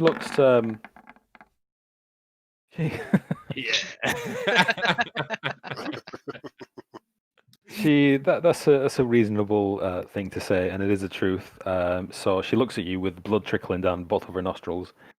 Thanks, Dylan. Thanks, Dylan. And she kind of slumps down on her chair, and she just points you in the direction of the auditorium, I guess we and just, goes back to writing. Yeah, let's just leave her alone. Yeah, let's leave her be. Drama. Okay. You want to head straight for the auditorium, or do you want to make any whistle stops? What else is this to have a look at? Just let me cover this. Let me cover this up again, so it's not a. Tom, let's go this way. Right. So you can go upstairs if you wish. We're upstairs already. I think you are on the ground floor at the moment. Sorry, I messed it up. All right, okay.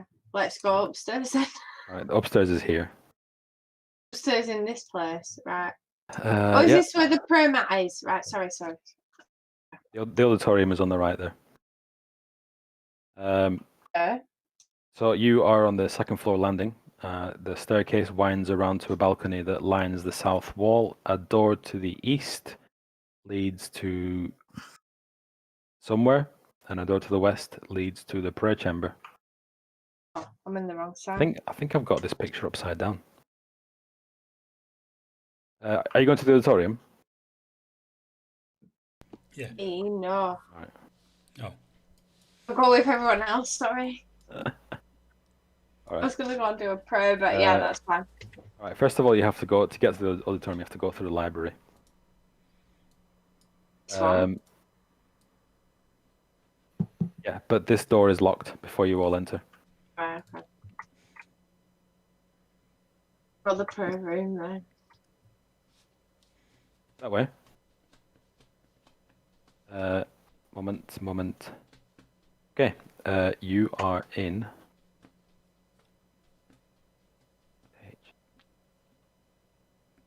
Prayer chamber. A low groan of a shifting foundation groans through the quiet tranquility. A hooded figure looms silently in the corner, its limbs drawn beneath a cloak. Can I cast Divine Sense on it, please? Yep.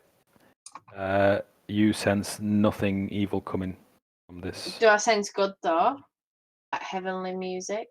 Can you sense good as well with it? Yeah, I can. It's heavenly music in my ears. All right, you hear heavenly music. Hello, heavenly person. I'll do. The person looks at you. I just do a little wave because I've had too much gin.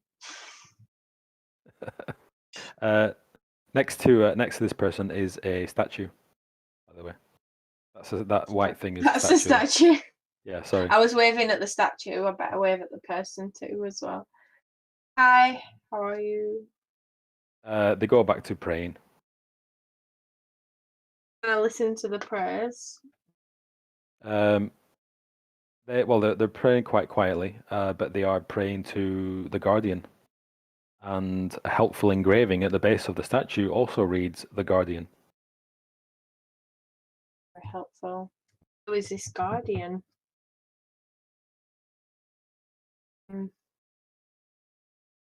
I might do a little prayer and then leave. I don't know. Not gonna answer any of my questions, are they?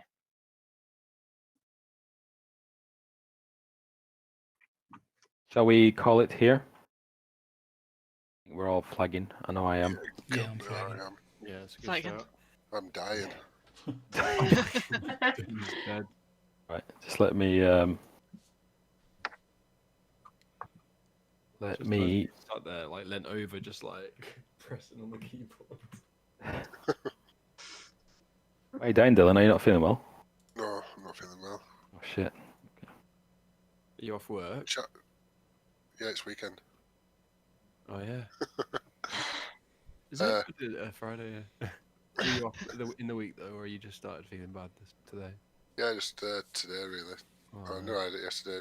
Child had it for like 3 days and she was like really bad. Oh no. But she's better now, so Oh, it's one of them kid ones. it's a kid one, yeah. Oh, You got kid germs. you got Germs. the cooties. Dylan's got cooties. Oh no.